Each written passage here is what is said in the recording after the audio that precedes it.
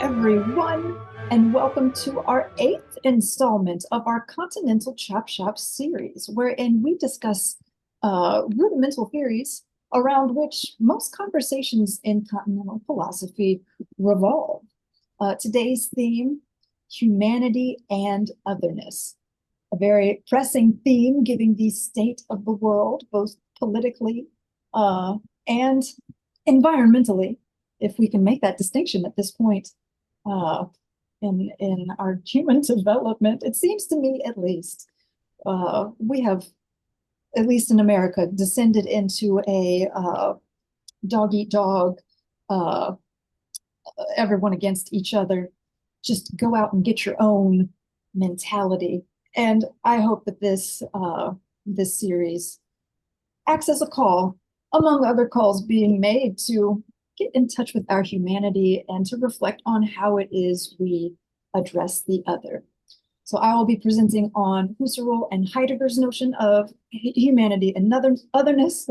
We have Dr. Kimberly Engels of Molloy University, who will introduce Sartre's notions of humanity and otherness. We have Angela Heredia of Central European University, introducing Sylvia Wynters' notions of humanity and otherness. And I'm excited to learn about Sylvia Wynters. I'm unfamiliar with her, so that's exciting. And then we have Giorgi Vachnadze of the University of Louvain, who will be introducing Merleau-Ponty's notion of otherness. I will start with Husserl. I'm going to combine these two, but please stop if there are questions, and I'll stop in between with any, to give an opportunity for questions.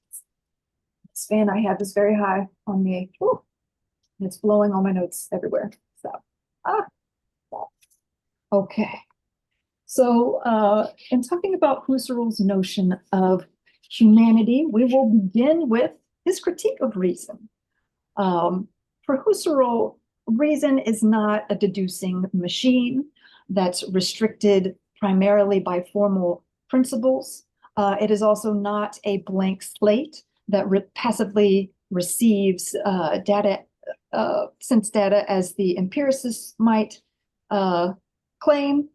It is the very way that we make sense of our experiences, our reality, and establish the foundations for higher ordered truths within science, whether it be strictly rational, eidetic sciences, or more empirical, naturalistic sciences, and for all levels of human life. So there are three levels of reason that Husserl wants to take into consideration: our theoretical reason, our practical reason, which Kant and others before him have recognized, but he wants to bring attention to the axiological element of reason, our deeper foundations of evaluation involving maybe aesthetic values, moral values that don't have to do with volition. Here we have our emotional aspects of our motivations and our desires. So within this greater axiological sphere of value generation writ large, we situate the other aspects of reason. And Husserl wants to tie them all together. Judgment is not relegated strictly to the theoretical and the practical. There is a judgment, a comportment towards the world that is developed within the axiological sphere as well. And it is within this axiological sphere that we really see the synthesis between material values and abstract values and our practical operations. So reason at all of these levels is both passive and active. We do receive something of this self-posing world, but our active comportment towards it shapes our notions of reality and brings our experiences to a level of self-evidence. That level of self-evidence from which other sciences might cultivate their own notions of evidence. So we don't want to, with Husserl, reduce humanity just to reason. However, it is in this critique of reason that we can open our way towards a greater sense of humanity within Husserl's thought. For reason is not something isolated where the individual is generating value based on just their experiences. There are intersubjectively constituted values that inform an individual's system of evaluation. What is reasonable is not determined by the individual alone, but a sort of norm of experiences within a community or within a greater humanity when we look at historicity, and we'll get there.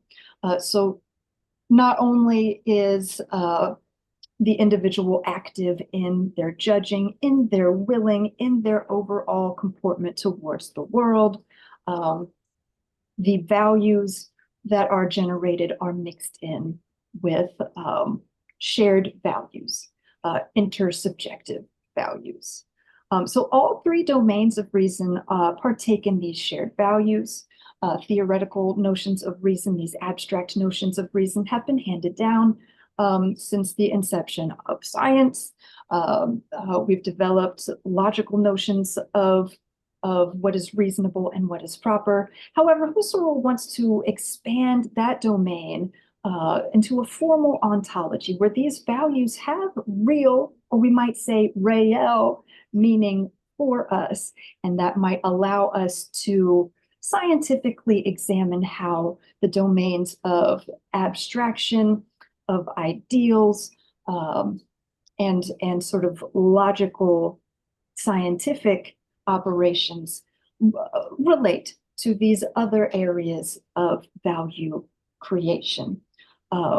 So there's no reason without consensus, and there is no scientific value without a concerted effort of a community of other scientists to determine what specifically this higher ordered truth must be. However, that higher ordered truth must be able to, we must be able to trace it back to the more general axiological sphere. So this formal ontology that brings real value to these abstractions, to these ideal judgments that we might take on, and which anyone ought to be able to take on, allows us to examine how the input of each one of us generates meaning within this theoretical sphere, and how the practice of logic, or how the practice of any craft, is always community-oriented at its heart. What makes a good table, what makes a good chair, what makes a good carpenter? Someone who can make chairs that others can sit in. So these values of goodness in the practical sphere will inform our volitional acts, and situate how it is we understand our ends and the means by which we achieve those ends. So reason is tied up with reality. Now, we do want to distinguish this domain of formal ontology between reality as itself poses in this physical world.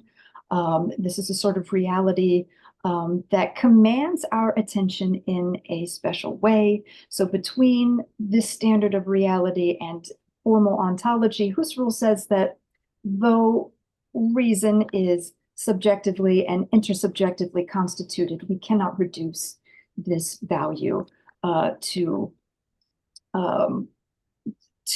cultural relativism or to subjectivism. And we won't be able to reduce the humanity that's operating at each of those levels to something relative, to something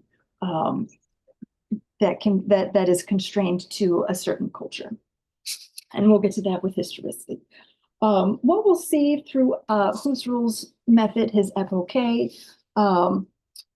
we can apply that on each of the different levels, the dimensions of reason, in order to find this intersubjective level through the phenomenological reduction. We can distinguish the natural attitude, the operational sphere, and the spiritual or cultural sphere.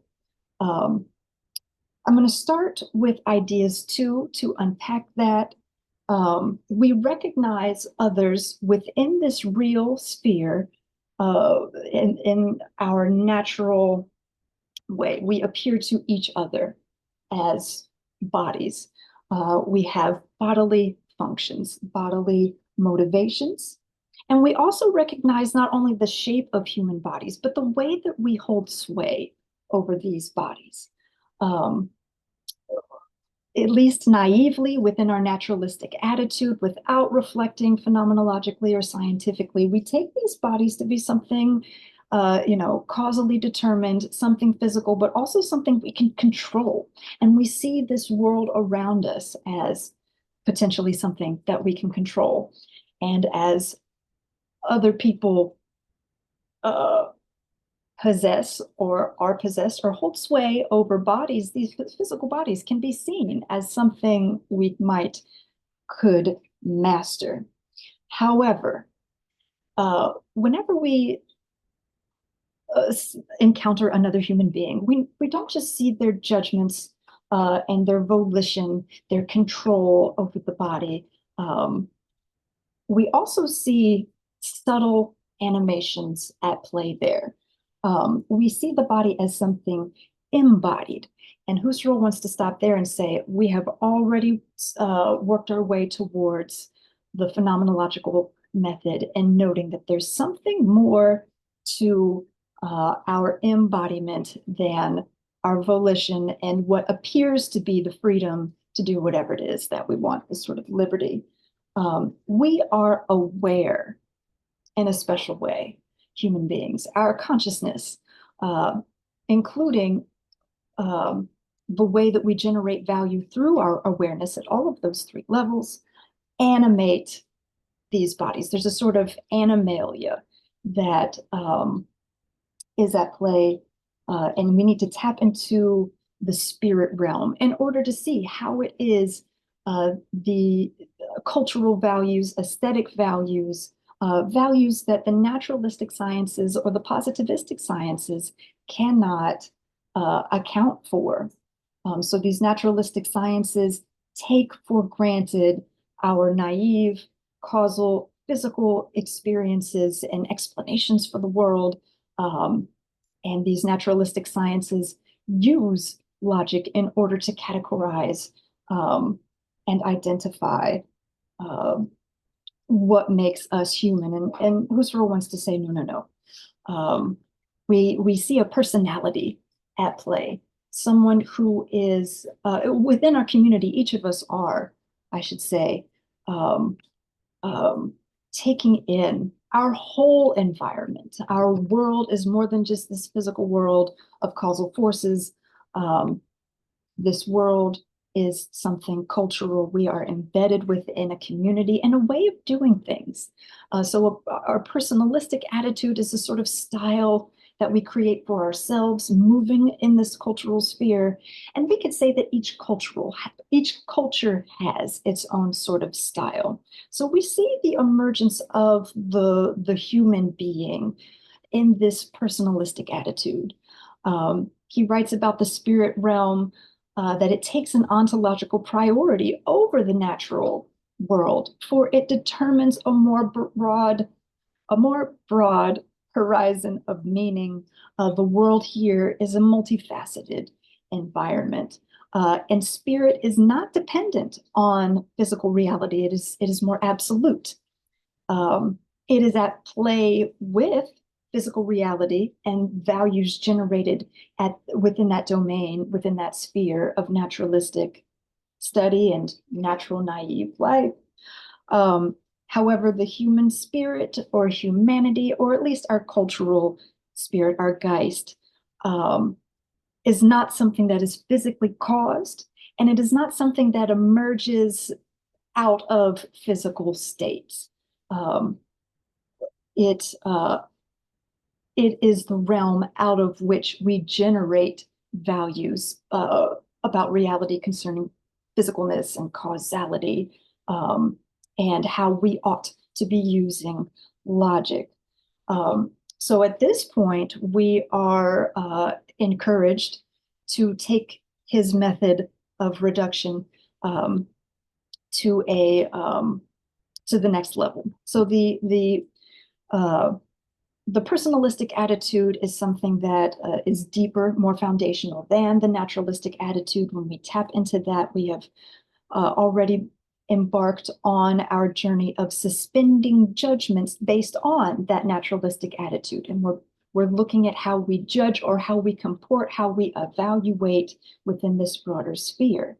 But we must go further. For not only do we see in the spirit realm that we are animated by our physical bodies and our conception of physicality and causality, we see not only that we are animated by cultural values and our relationship to the world in maybe a more intimate way, or in a way that is not so restricted by logic and the sciences and disinterestedness, which I should say defines the theoretical attitude. We see a transcendental ego animating this body. So the embodied body is not a mere slab of meat, and it is more than just a personality within a culture.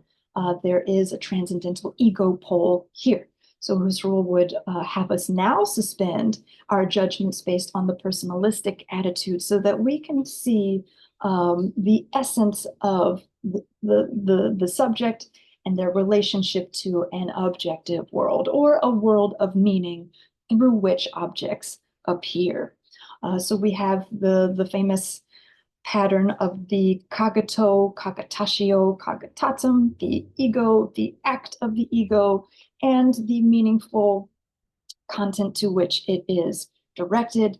And there is something anonymous about this transcendental ego.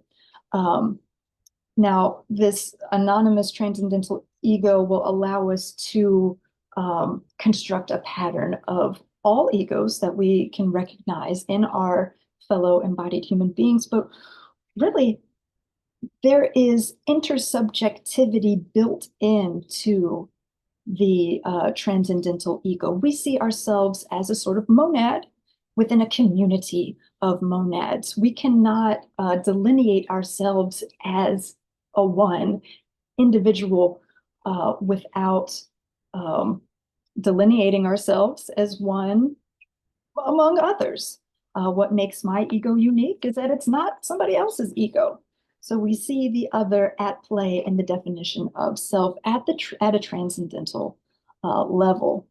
Now, at this point, we can work our way back into the spirit realm. And if we are paying close enough attention, we can describe that either ascension or descension, I can't tell, but this rise back into concrete values. We can see how it is this absolute, or I should say anonymous transcendental ego becomes absolute within the concretion of the content with which it's involved, within the flow of our spirit realm and our interactions with ourselves in this world.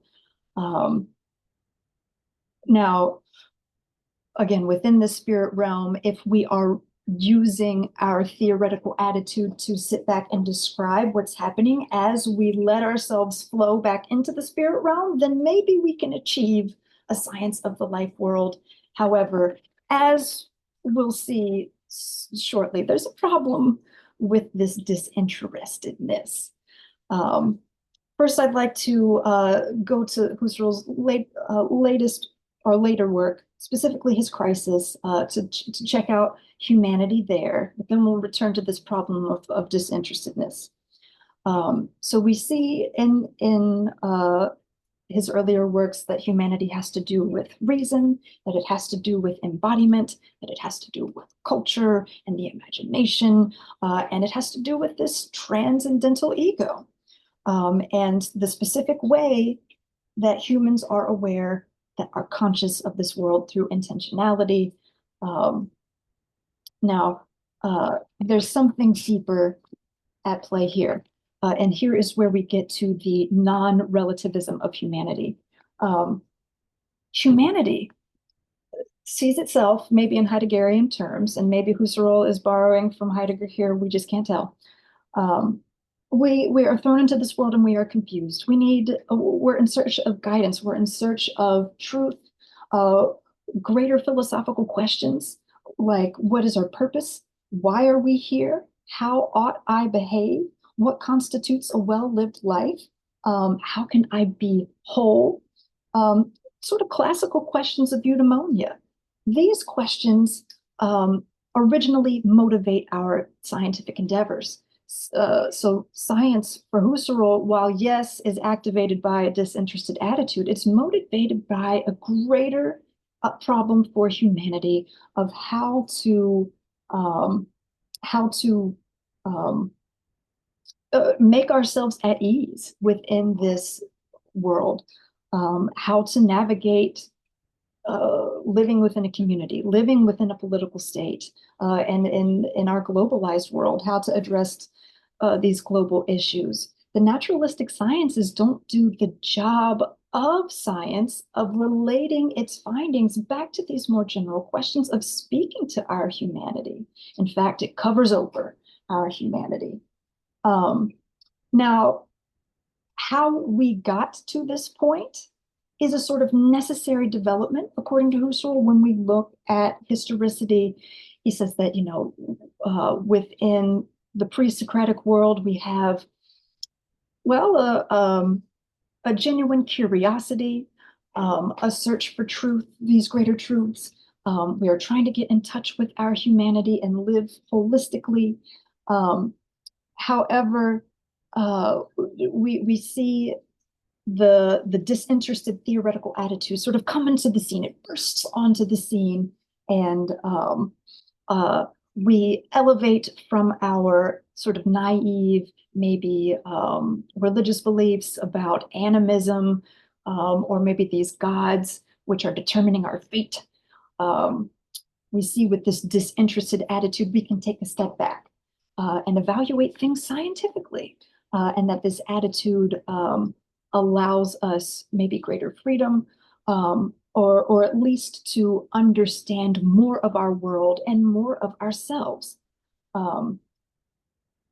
This disinterestedness leads to modern science, where we do see this stark contrast between the subject and the object that may not have been there in the beginning, and which was not there at the beginning of science.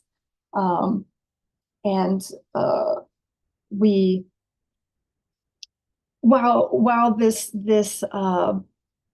bifurcation that results from the hard distinction between subject and object, between mind and body, we see a bifurcation into the rationalistic schools of thought and the empirical schools of thought, and they both sort of work in opposition and further create further distance between their findings. But Husserl will say that there's an absurdity within both. Rationality again is something that we've created, or at least this sort of myth of rationality as something separate from our world, as separate from our bodies, and this greater axiological sphere, something that can be pure and work principally on abstractions and then represent the world accurately. That's ridiculous.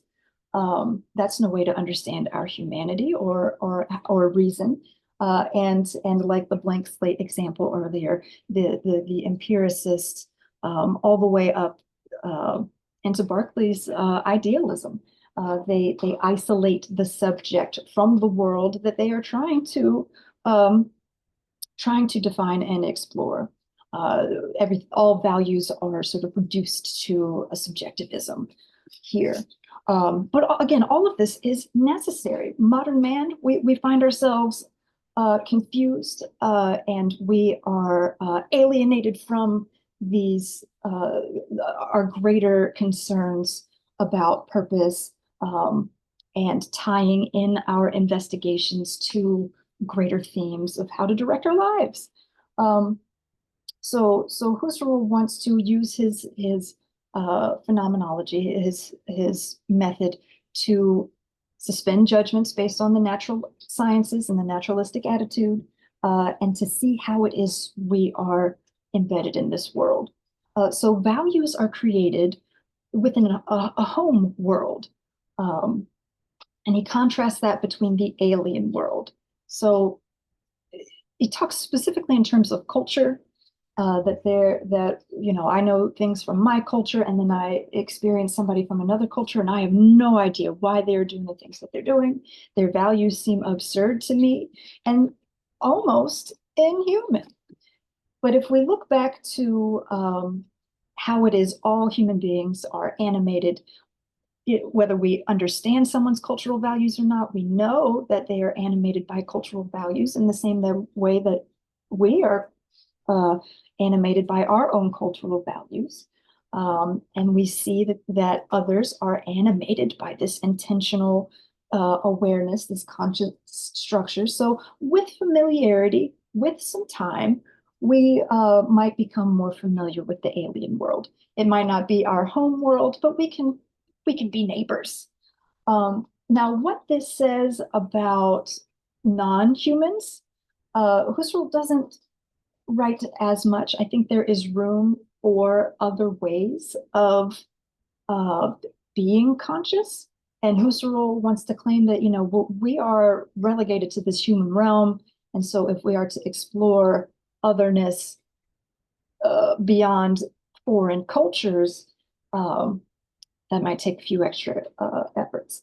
But what Husserl wants to say is that all cultures, all human beings have this sort of telos of wanting to become scientific. So here's where we'll fall back into historicity, is that Husserl claims that to be human is to want to be scientific, that all cultures will eventually evolve into a sort of scientific space, because eventually, no matter where you are in your cultural development, this disinterested attitude will pop up on the scene once enough sort of cultural values are in place within a spirit realm, we might say. And there's a problem with that disinterestedness. Are we really, Husserl, reducing our humanity, or the possibility of understanding our humanity, to this disinterestedness? Yes, I agree, Husserl, that the naturalistic sciences obscure these greater questions that motivate the very fine, narrow domains of empirical and eidetic sciences, which, inform our reality, but are certainly, don't represent the whole of it. And I do see merit in speaking to a scientific audience in their own terms, telling them we need to get beyond these limitations in order to break in to this greater sphere of meaning making and generation. But why, Husserl, is human reason determined or made whole by disinterestedness? And Heidegger will pick up with that critique, and specifically in his humanism, his letter on humanism. So I'd like to pick up there with the Heidegger portion of my presentation. But are there questions, comments, thoughts on Husserl before we move forward? Yes, Kim. So just on that point that you just brought up, this idea that scientific inquiry and kind of moving into the scientific attitude is inherent in all human beings and is part of our evolutionary progression. I mean, so what would he say about, I mean, I think I know the answer and I just think that he's wrong.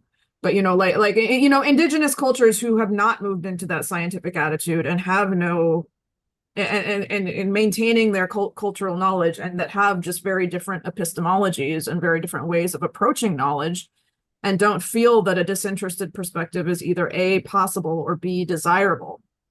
there's two separate questions there. Is it possible to be completely objective in that sense? And also, is it necessarily desirable? I mean, is his answer only to that those are primitive cultures that just haven't, reached the elements of like, the miracles of human reason yet, or, that they're in a lower stage of their evolutionary development? Is that how he would essentially deal with that? Yes.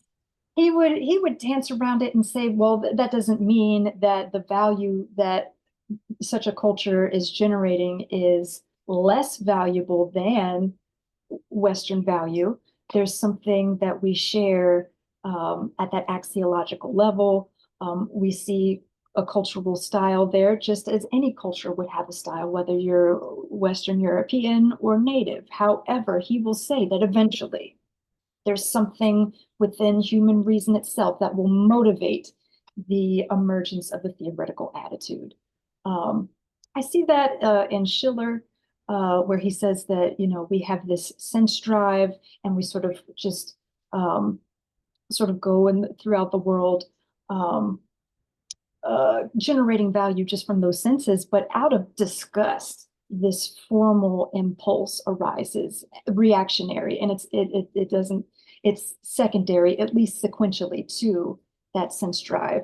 Now, Husserl doesn't take on that language of disgust with that lower form of evaluation, and it's foundational sensation and these more spiritual ways of comporting yourself towards the world and others. However, there maybe instead of in terms of ugliness, he might say there's a bit of disorder, at least with sensation. We need something of a disinterestedness to clean up what's going on in the within our world of sense making, that there's something within human reason that strives for greater clarity, for absolute knowledge, and that such a drive for order, for clarity, for higher order truth will naturally activate that that disinterestedness. So I don't think that he escapes that language of ugliness. And while he is more advanced for his time, oh gosh, that is some ugliness in Husserl that I do not like. I do not agree with. And as much as I hate Heidegger, I agree with him on his critique there. Oh, I mean, it's interesting that as much as he attempted to bracket all of his own cultural assumptions, he kind of had this blind spot that is a very Western assumption that he's making there, and that kind of was, yeah, it is I think you used the term blind spot, that even in his own attempts to bracket out his own cultural framework, he's still influenced by that. Yeah. Oh, good question. I have a question as well, if I may. So at some point you mentioned several terms together. There was a question of style, there was a question of spirituality, and the question of bodies, right? So these are things that I'm interested in. So now what's the connection? So when we encounter bodies, right, Husserl says, if I understand correctly, then we encounter that there's sort of something animating them, something behind their bodies that lends their conduct or their presentation of themselves a style, right? And so does he say that the source of this is the transcendental ego? That's my question. Yes and no. So the transcendental ego will provide the foundations for a personality and a style to develop. We see at the transcendental level a realm of possibilities at any direction that the ego might make.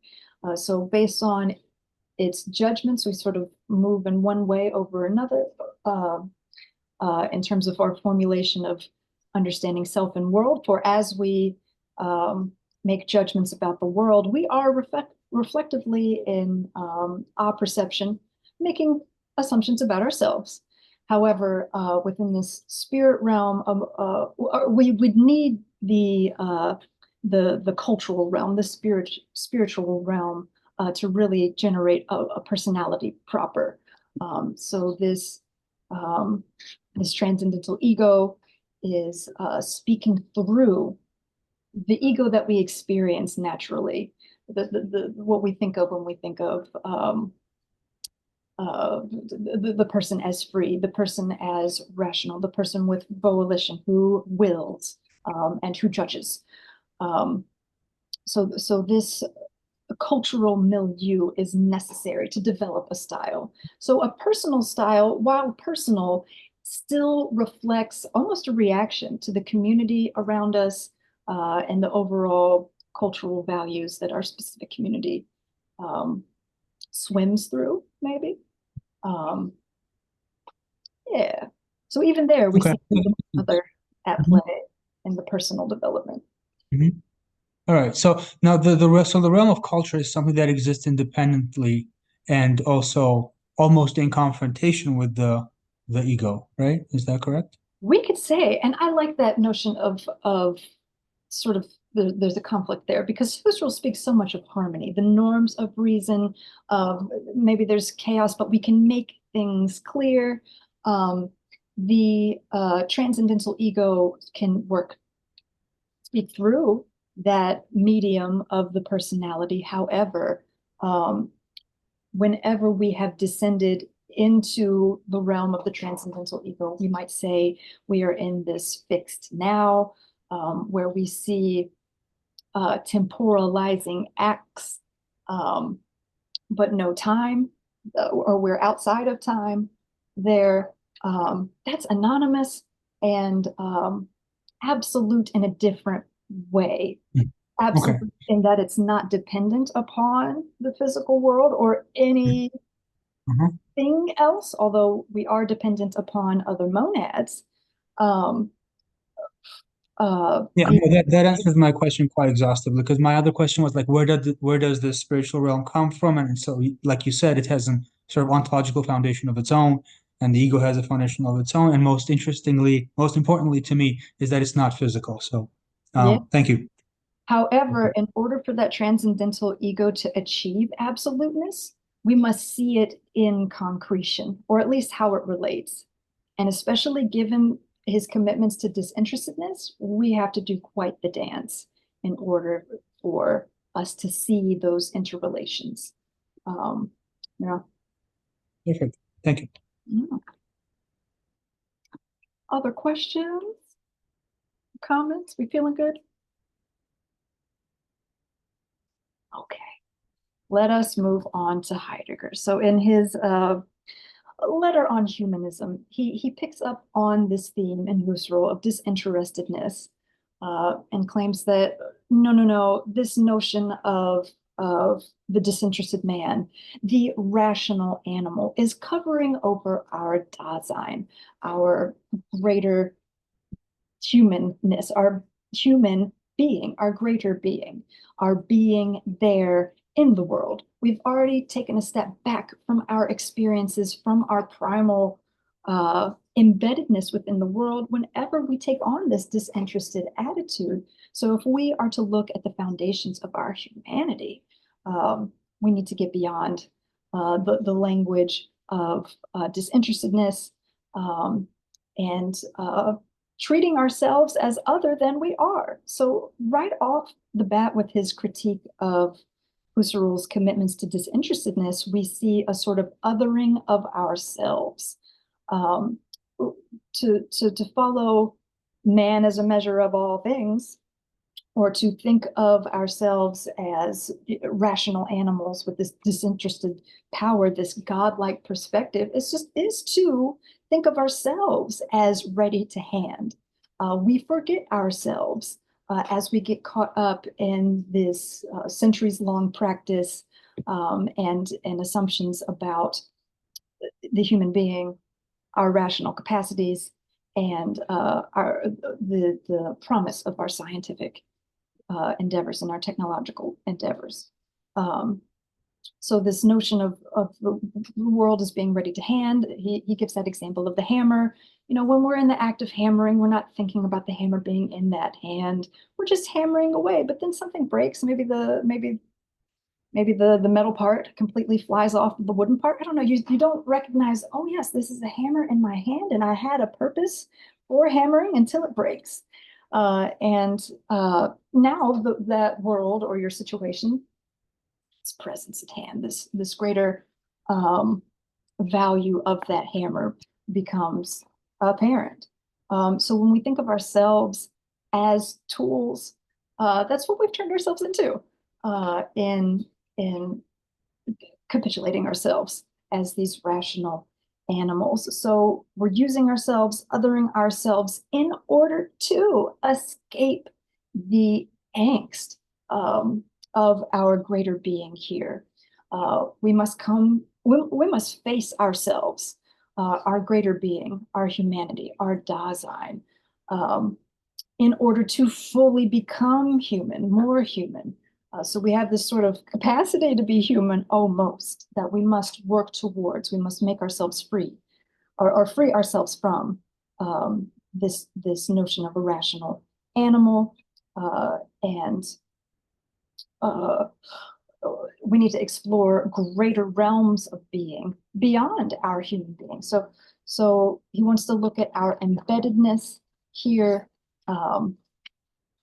So for Heidegger, our Dasein, our being here, what's so scary about it, something that we don't want to look at, and so we busy ourselves with everyday affairs and with abstract scientific notions that distract ourselves from our finitude, from our contingentness, from our uncertainty. He speaks of an unhomeliness. We feel not at home here.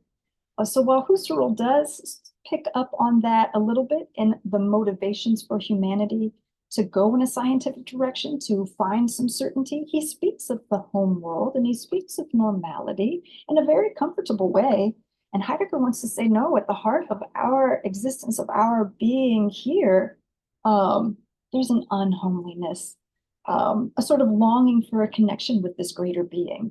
And so he wants us to focus more on a greater ontology, to understand how it is this greater sphere of being relates to little b beings. So he says that, this humanism, this disinterestedness leads to a bad metaphysics. And we need to overcome that. Now, also foundational to our Dasein, to our being here as human beings, is our moodiness. We're so moody, and angst provides or reveals our Dasein most fully. So Dasein really reveals the world to us. It's through our active engagement with this world, it is revealed to us. Now we could engage in this world in a trifling way, busying ourselves with trivialities or with metaphysics that take our attention away from the here and now, or away from our fear of what's happening in the future, or away from guilt we might have about decisions we've made in the past. This revelatory aspect of Dasein is most forcefully revealed in anxiety, because we see what it is that we're so uncomfortable with, and especially our responsibility to do something with that discomfort. We need to find a sort of home. We need to carve out a calmness within the storm, the angst of dealing with our finiteness, our contingency, our thrownness into the world, and having to deal with the fallenness of our current epoch in human development, or at least in this expression of humanity. So we find ourselves in an inauthentic place, modern man, according to Heidegger. We concern ourselves either with everyday affairs and sort of push these greater questions about humanity and our reasons for being here, and what to do with ourselves. We push that into the background, and busy ourselves with with idle chit chat. We develop here this concept of das Man, of what one would do, what anyone should do, and that sort of relates to reason. What would a reasonable person do in this situation? What sort of reasonable or what constitutes reasonable discourse with each other? Because discourse is very important for Dasein. It's how it constitutes itself, how it reveals itself and its relationship to the world. But we limit our discourse, we limit how it is, we reveal ourselves and this world through this idle chit chat, and we find ourselves groundless. We find ourselves alienated from our embeddedness in the world, and this scientific conversation of disinterestedness is its own facet of fallenness, and only exacerbates our fallenness, especially with the promotion of technology. And we see that today with social media. We have fallen from great heights. Now we do maybe see a bit of a religious undertone here, this longing for a greater being, a return to home. Sounds a lot like a return to the Garden of Eden. But I think we can take seriously his critique of disinterestedness and of idle chit chat and of fallenness, and how we must overcome this by facing ourselves. Now, death represents or instantiates a wonderful moment for reflection on our finiteness, our contingentness, our uncertainty. There's something about an experience of death that individualizes us. So we cannot experience somebody else's death. We have no way of knowing what death is for ourselves until we undergo it. And then once we die, are we humans anymore? No, because for Heidegger to be human, that's intimately tied up with this here world, this physical world, and world of other beings. Language can help here. We can look towards some poetry. He writes in his On the Origin of the Work of Art, how specifically our poetic language might reveal something more of our world and could capture and express more than our limited scientific language might. I personally see here, well, Nietzsche's all over the place with Heidegger. Das Man, and this fallenness relates to Nietzsche's critique of the herd mentality. And I see a sort of call back to the birth of tragedy in his reflections on language. We see with the poet within this metaphysical miracle, where the Dionysian and the Apollonian, or with our sense drive and our form drive, when they come together equally, we can have the poet arise as a sort of prophet almost, that can not necessarily speak in terms of universals, but can capture more general themes within the language that's local to the community, and which expresses the human combination of the sense and form. And we get that image of the satyr, of the beastly part in our at least formal part, we'll say. So through this poetic approach, maybe to life, and through metaphor, we can gain a greater appreciation for Dasein, a greater appreciation for greater being. Now, we, of course, are limited by our human perspective, but I do see Heidegger here as offering a better route to understanding other beings. He would agree with Husserl, we are, embedded within this human perspective, but without the constraints of disinterestedness. We are we're able to explore other ways that we could be and explore the values of other beings in order to come to an understanding of this greater source of being, and become one. Definitely some spiritual undertones there. He was a Jesuit. He did come from that background. So just as he critiques the scientific language of disinterestedness, and he does critique how religious institutions have restrained what it means to be human, we do see these religious undertones borrowed from, or that Heidegger borrows. And just as I don't think Husserl escapes this sort of language of disgust that he disguises as just a mere difference between the theoretical and higher ordered aspects of reason and these lower, more foundational forms.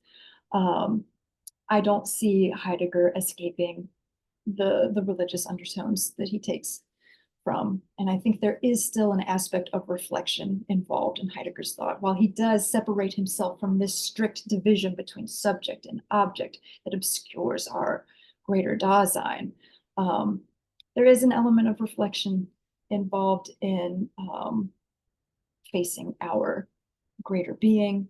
And I do think that he appropriates some of these themes from religion, which at one point was so intertwined with science, and kind of slaps his own language on it. So does Heidegger's new language reveal something of our greater being?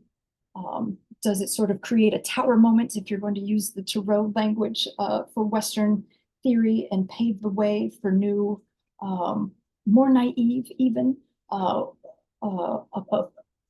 explorations of wonderment, of an ontology that isn't restricted by disinterestedness? That is up for debate. I do not know. But those are my thoughts on Heidegger. Yeah. Hopefully that's better than my last presentation on Heidegger, where I kind of subsumed him under Husserl. So I tried really hard not to do that today. Okay.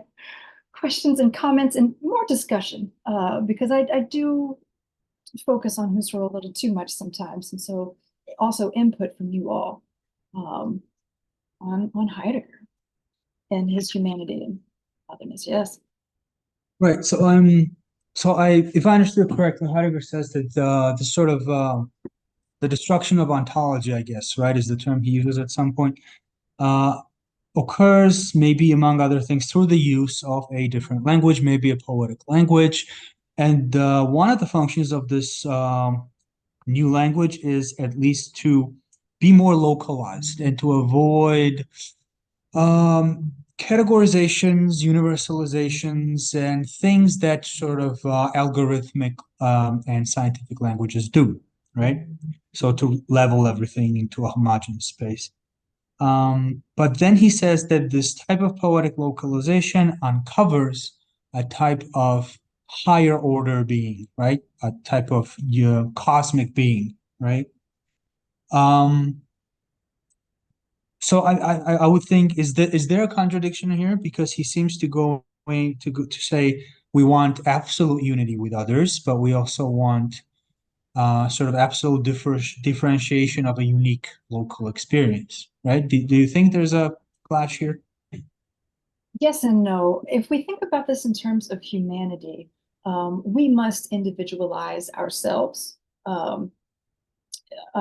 We must come to face with our own contingency, our finitude, facticity, and that way we constitute our own humanity. But the concept of humanity, or maybe this sense of humanity that we share, it's something that it's a collective value. And so if we have this localized language, how are we to understand this greater humanity that might transcend cultures or be a common thread throughout all cultures?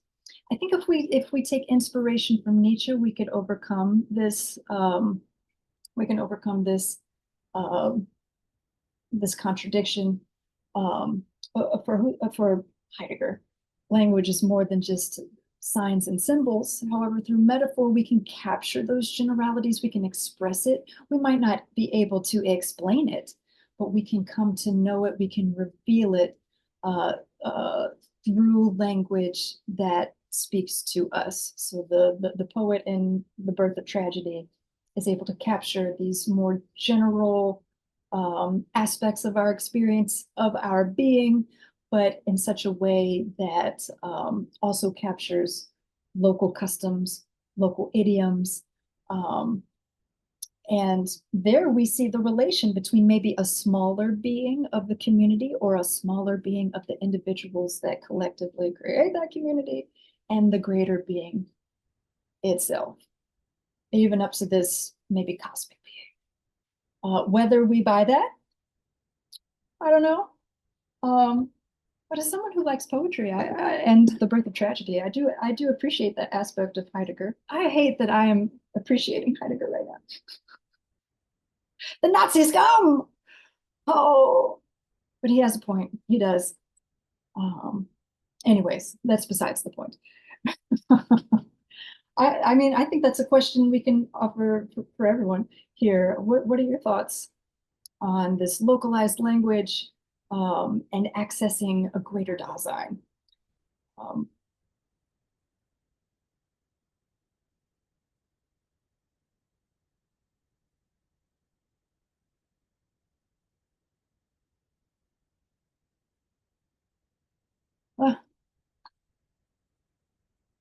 We don't need to have thoughts. That's fine. Other questions, other comments, revelations. Are we all big fans of Heidegger here? Okay. I'm not a big fan. I'm actually not as familiar with Heidegger as I am with Husserl and Merleau-Ponty and Sartre. So I just sometimes I'm not always sure what to say because I'm not as familiar with his works. Is there an extent to which Heidegger, you didn't mention it, but I'm interested, is there any place that he gives a very detailed account of like the interpersonal and how that relates to this kind of greater sense of humanity, like the concrete kind of relationships with others? Does that play a central role for him? He does speak of interiority, this distinction between the private and the public. Now, while we are embedded in a community and we are not necessarily beholden to our local language, but we do find ourselves within this community of shared intersubjective, to use Husserl's terms, value. We can make this distinction. Oops, yeah. Oh, yeah. Yeah, a comment on this. I think he's one of his central concepts is like being thrown into the world or being in the world, right? That's a uniquely Heideggerian concept. That the part of being thrown into the world that includes being thrown into the world of other people, right? So not just being thrown into the world of objects, but also objects that have not only been made by other people, but also objects, the in the way the others gaze, right? I mean, the gaze comes up later in the literature. It's not a Heideggerian term, but when he talks about being thrown into the world, he means thrown into the world of language, and the language sort of carries the predispositions as well as the judgments or prefabricated notions of the other, right? So the other is present in our world, and we already enter into a world that is foreign to us, that is constituted by the other. And so in that sense, it's definitely, the world already is intersubjective. But in terms of the individuality aspect of your question, that interiority comes with facing your own Dasein. Now, while that Dasein is a big B being compared to the human being that is conceptualized with disinterestedness and humanism and bad metaphysics, we can still act as individuals within this ontological sphere to determine our being for ourselves. So when we face our own end, when we project ourselves forward and experience anxiety and a lack of control, and sort of come to peace with that on our own terms, that is how we can sort of separate ourselves as individuals. And until we do that, we are not individuals. We're just caught up in Das Man, which is a sort of bastardized copy of a copy of a copy of a copy, maybe even of humanity, if we want to use maybe Plato's line of thinking. So even though, yes, we are beholden to a communal language, and that discloses and carries meaningful experiences and exchanges and interactions there. There is a sort of coming to terms with being ourselves that would carve out our interiority. We probably can't explain what's going on in there because we're coming to our own terms with death and what makes us anxious or makes us feel guilt. I don't want to fall into a discussion about the incomprehensibility of maybe an inner language, but there's something we can still share something of our interiority through poetry, says Heidegger, and I would agree there. Yeah. Other questions, comments, revelations, or dissents? Any dissenting views?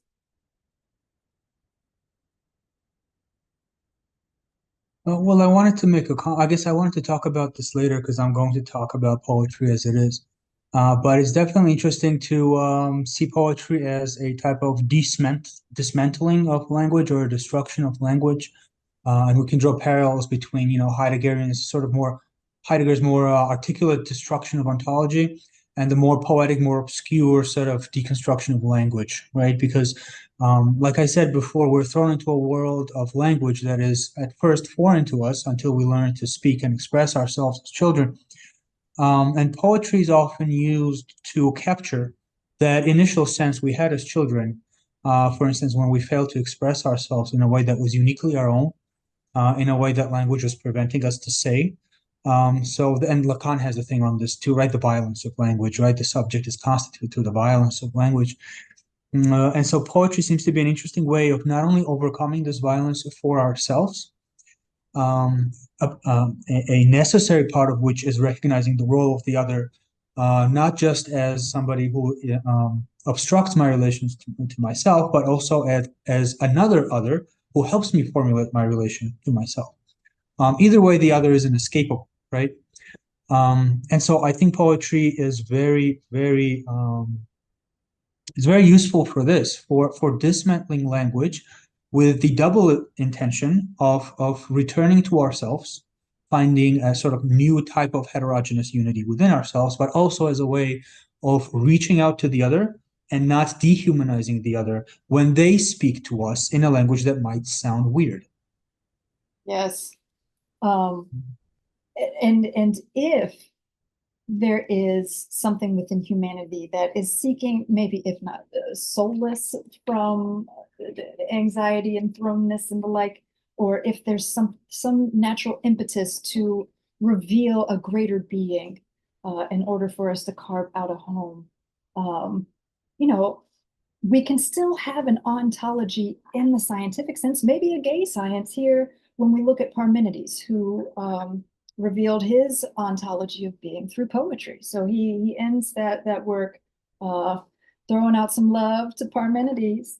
And I think that's a way of us incorporating these reasonable values or these intersubjectively constituted values while getting beyond our individual sphere of experience, our cultural sphere, paving that way to what it is we're searching for. And we don't need to be disinterested in order to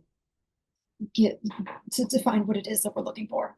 So this is my interpretation. I haven't looked too much into this, so I see the possibility of scientific exploration and expression devoid of disinterestedness here with poetry.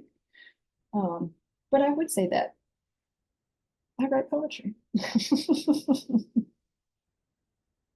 Oh, goodness. Yeah. I like what you said about the destruction of language too. Not only of that scientific language, but of just our norms, and thinking about otherness in this way, in terms of a greater being, whether humanity or not, to be more inclusive of someone else's interiority or their experiences. They might sound weird. That doesn't mean they're crazy. They just might have wild experiences compared to you, or what have you. So I think that paves the way for a greater understanding of being, because then we can relate to each other more effectively, maybe more empathetically. And what better way to understand the greater being of Dasein than to explore the real humanity of others. I'll have to look more into Lacan. That's awesome. Thank you for that suggestion. Yeah. How are we feeling?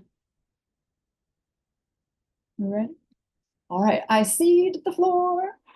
Dr. Kimberly Engels, speak on Sartre.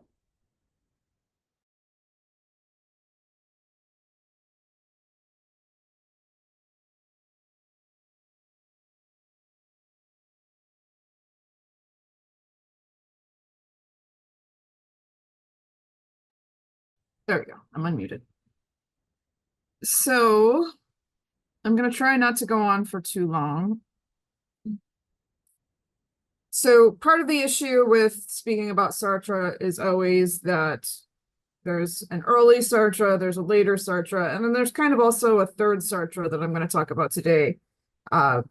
Shortly, in the interviews before his death, he started professing some views that were also different from some of the things that he had previously said. And so I want to highlight a few themes in his early work, in his later work, in his prior to death work, and then also just highlight how it applies to my current research on encounters with the non-human other. I'm not going to go on too much about that, but I am going to mention it.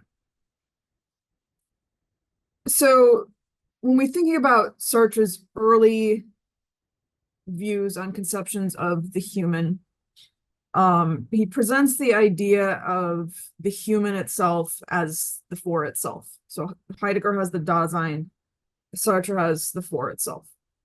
The for itself is described as really fundamentally defined by freedom. So he describes it throughout the text as this spontaneous free consciousness is the way that he describes it. It's very much individual. It's not an overarching sense of consciousness. It's individual experience of the world. And he says that the for itself kind of forms a conception of the self by differentiating itself from what it's not. So it's this idea that the consciousness kind of surges up into a practical environment, and it forms a concept of the not me. It sees other objects, other beings in its field, and it says that is not me. And through that differentiating, the me, the not me, forms negatively a construction of self. And that's how the idea of self emerges. Again, really fundamentally characterized by freedom. So a famous quote from Being in Nothingness, he says, "Man does not exist in order to be free subsequently. Rather, there is no difference between the being of man or the being of humanity and their being free." So in this text, he really thinks that what characterizes the individual, the human individual, what makes them different from all other forms of consciousness, and this would include either, or all other forms of being, and this would include animals, was this ability to, he says, negate, to doubt, to look at an environment and form judgments about it, and really form judgments about what something is not. He says it was the human being that kind of brings negativity, just in the sense of negation, into this realm of otherwise fully positive being. He says the human being can put their being into question.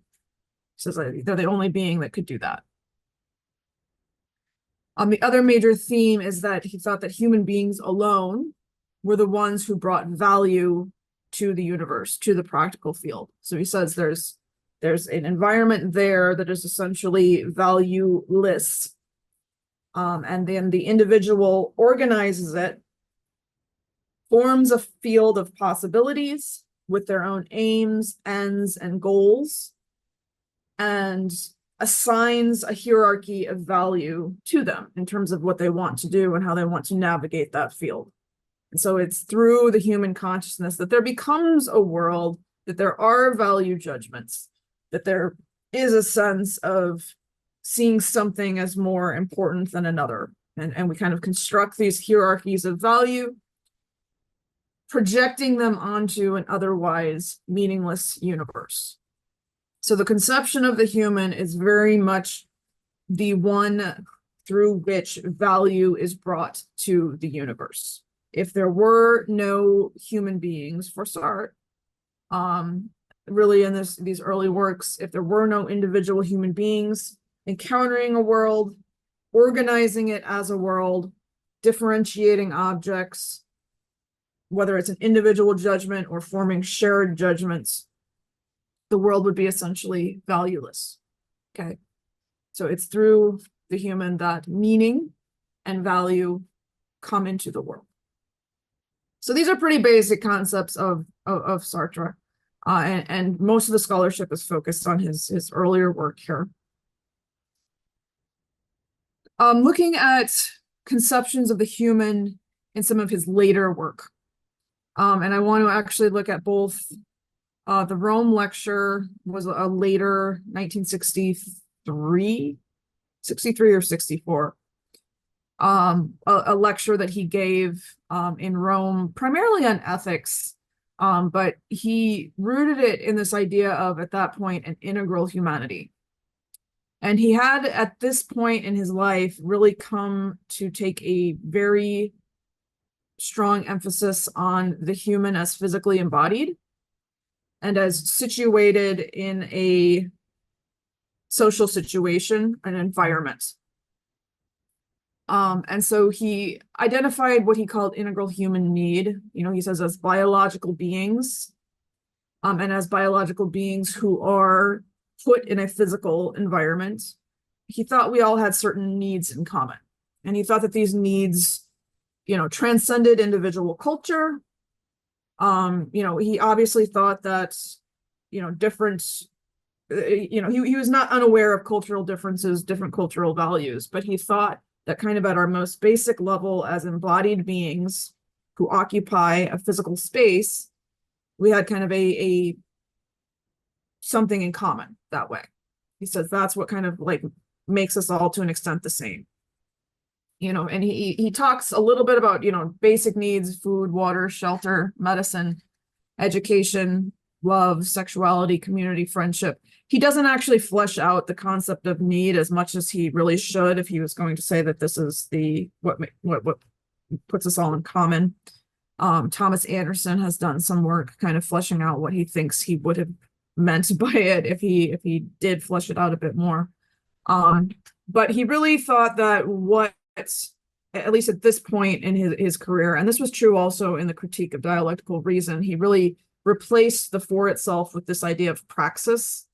And praxis is the free consciousness, but the free consciousness as embedded in a physical material world, and with an understanding that the projects that the for itself wants to take up and many of the aims and goals that we have are directly thwarted by the physical environment in which we're embedded. Because many of the things that happen in the physical environment are outside of our control. And quite often we project a certain intention, something that we want to do, using our free consciousness, and the environment just really pushes back. He says not even necessarily intentional individuals pushing back at you, but just the world itself, right?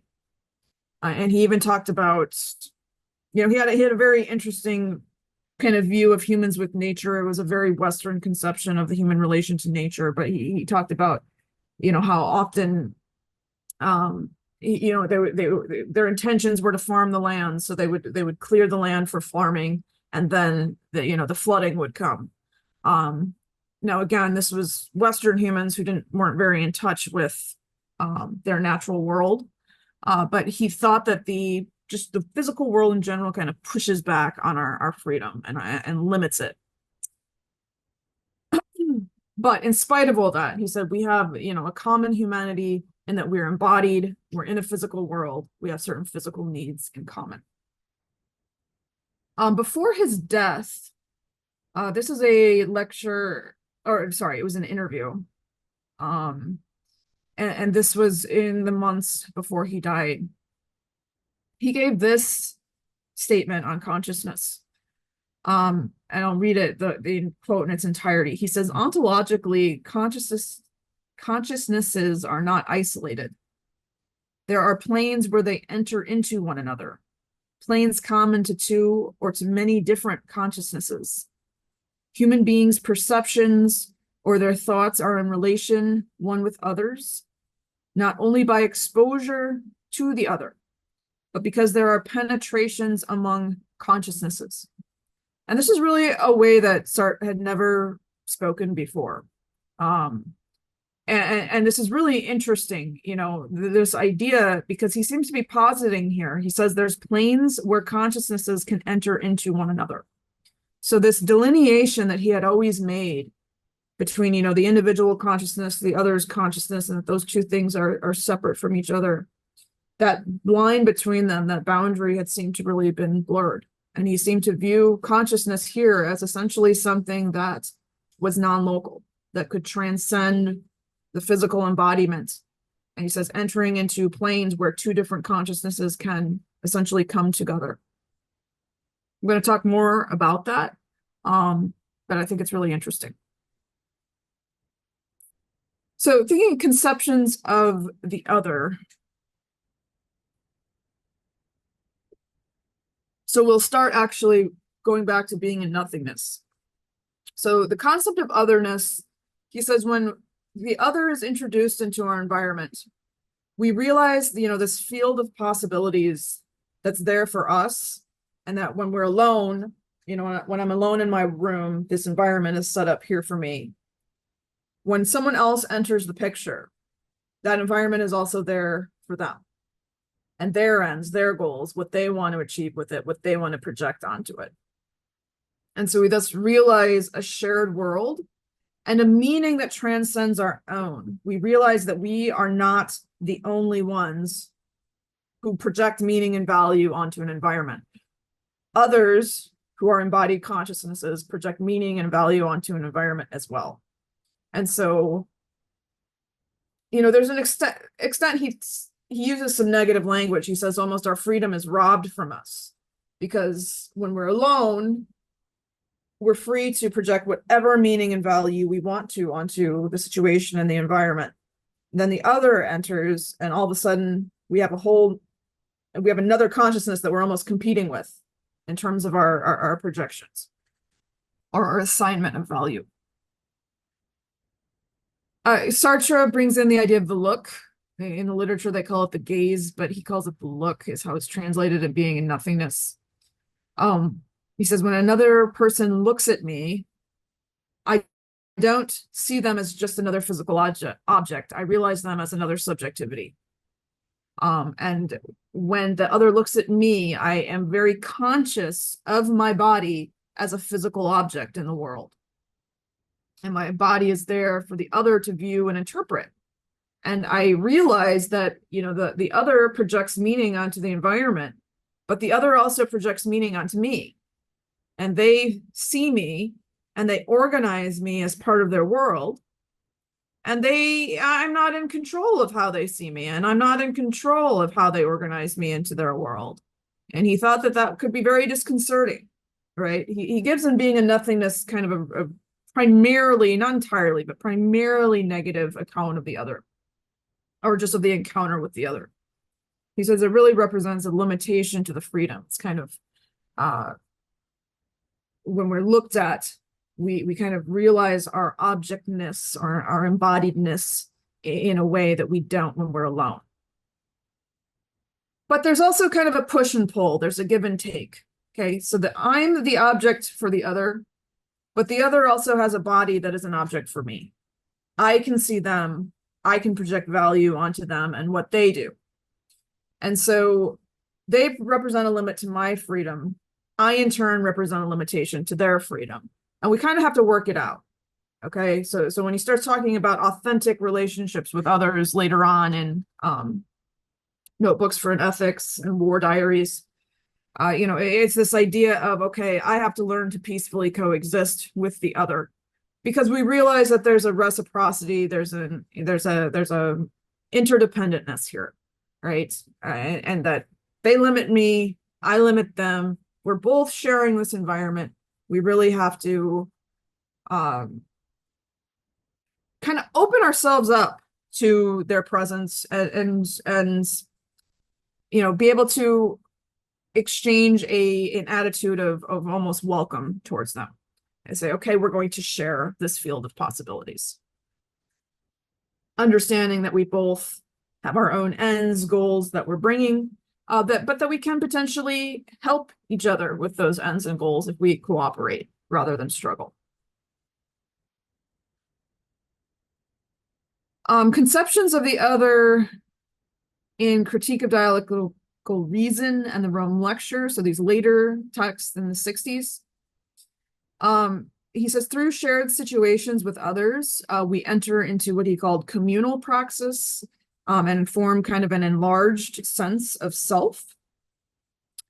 He gives 3 different types, he says, of social relations. The first is series, and that's really when I'm still existing as an individual. So he gives the example of like waiting in line at a bus queue, like you're in line, there's people around, you're at a bus stop, you're in a crowd, but you're not connected with these people in any meaningful way. You're just all kind of like standing there for your own reasons. You loosely have a goal.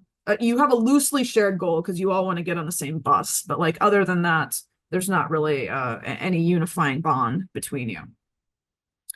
He says a fused group is more the bond is deeper, and he says that often that arises in relation to some kind of a threat. It doesn't have to be the threat of an outsider. It could even be the threat of, we recently had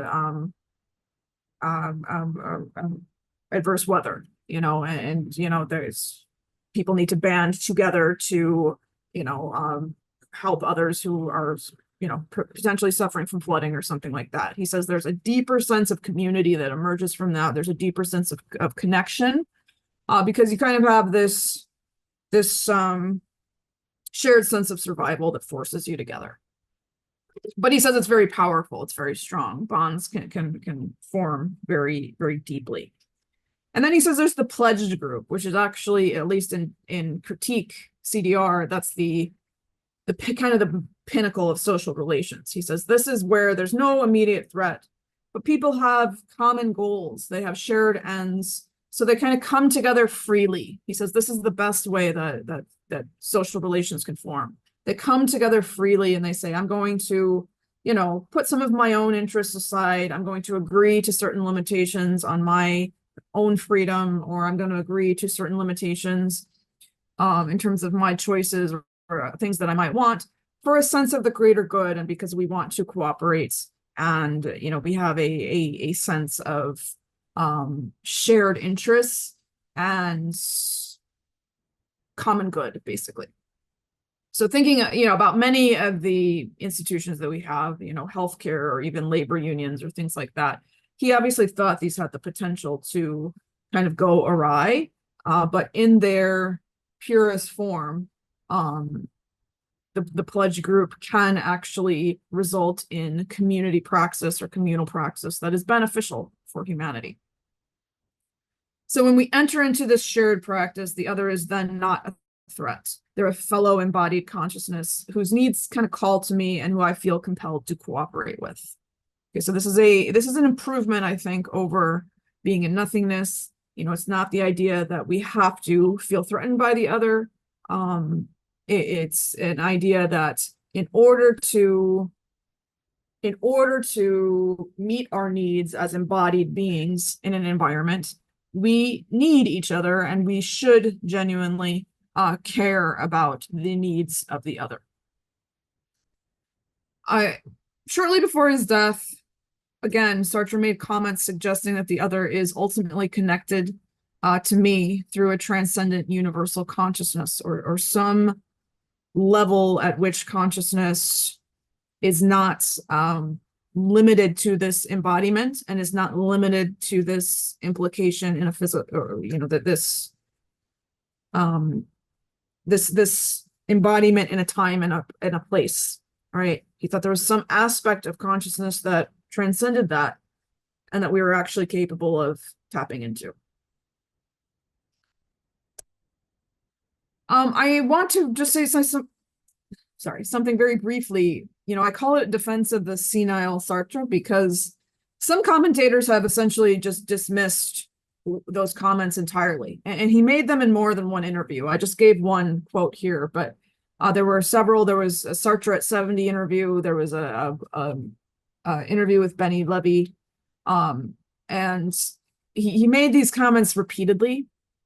Again, some have written them off, that he was suffering from dementia, he was senile, he was just kind of saying things that he was incoherent about. And I don't think that that's the case at all, actually. When you read the transcripts, he was very coherent. He was saying things that were at odds with things that he had said before. But I actually wrote a piece on this that hopefully will one day see the light of day. It's in progress. Sometimes books take a really long time to come into press. But at this point in his life, he had aged into disability. He had gone blind, and he could no longer write.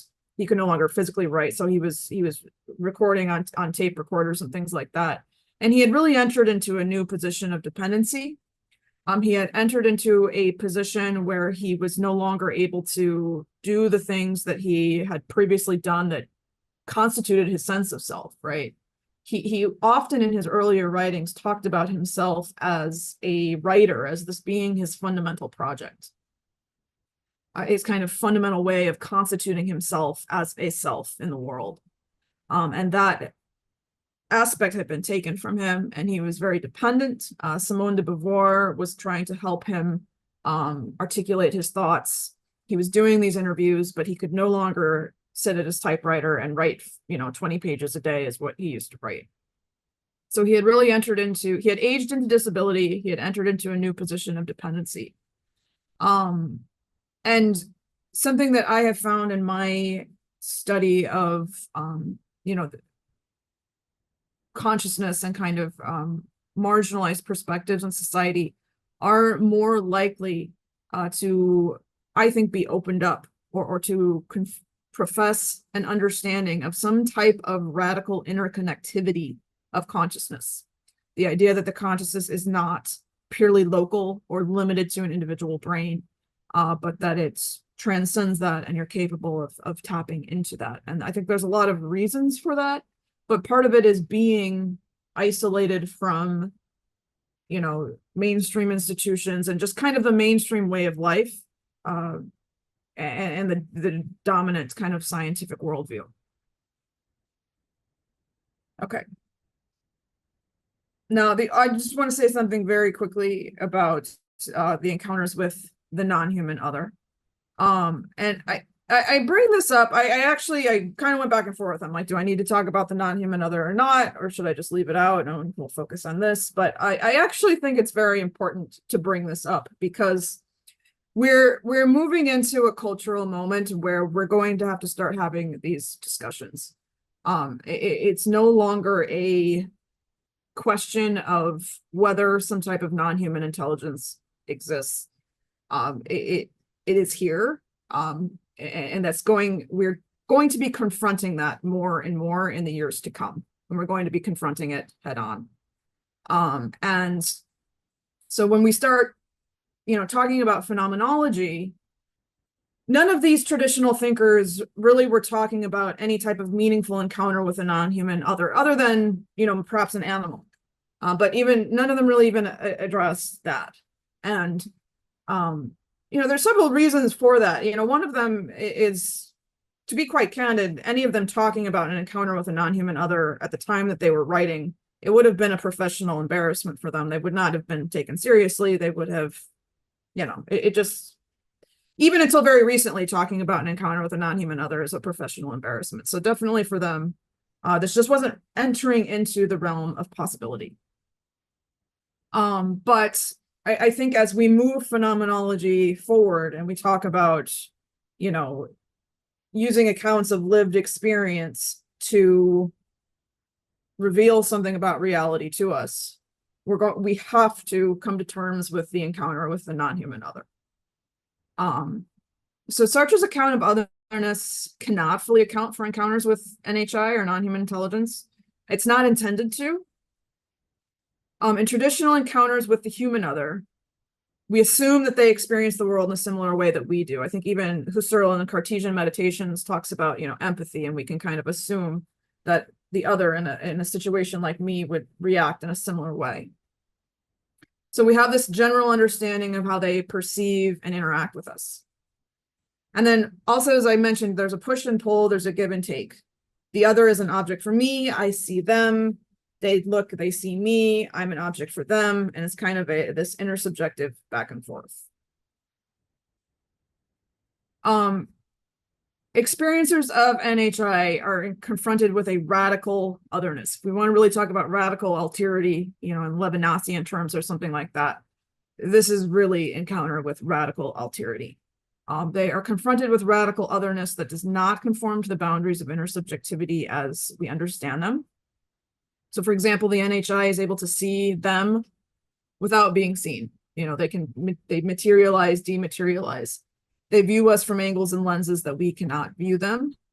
Experiencers have reported experience of mind scan in which the contents of their consciousness have been known from the inside, which, again, there's fundamental boundaries between my consciousness and another consciousness in traditional phenomenology. Those two things don't penetrate.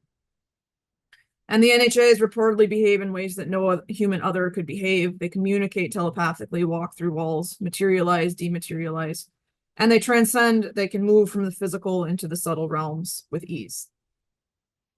Again, I'm not going to go too much into all of that, but these are just things that fundamentally kind of transgress or dissolve the boundaries of subjectivity as we know and understand them.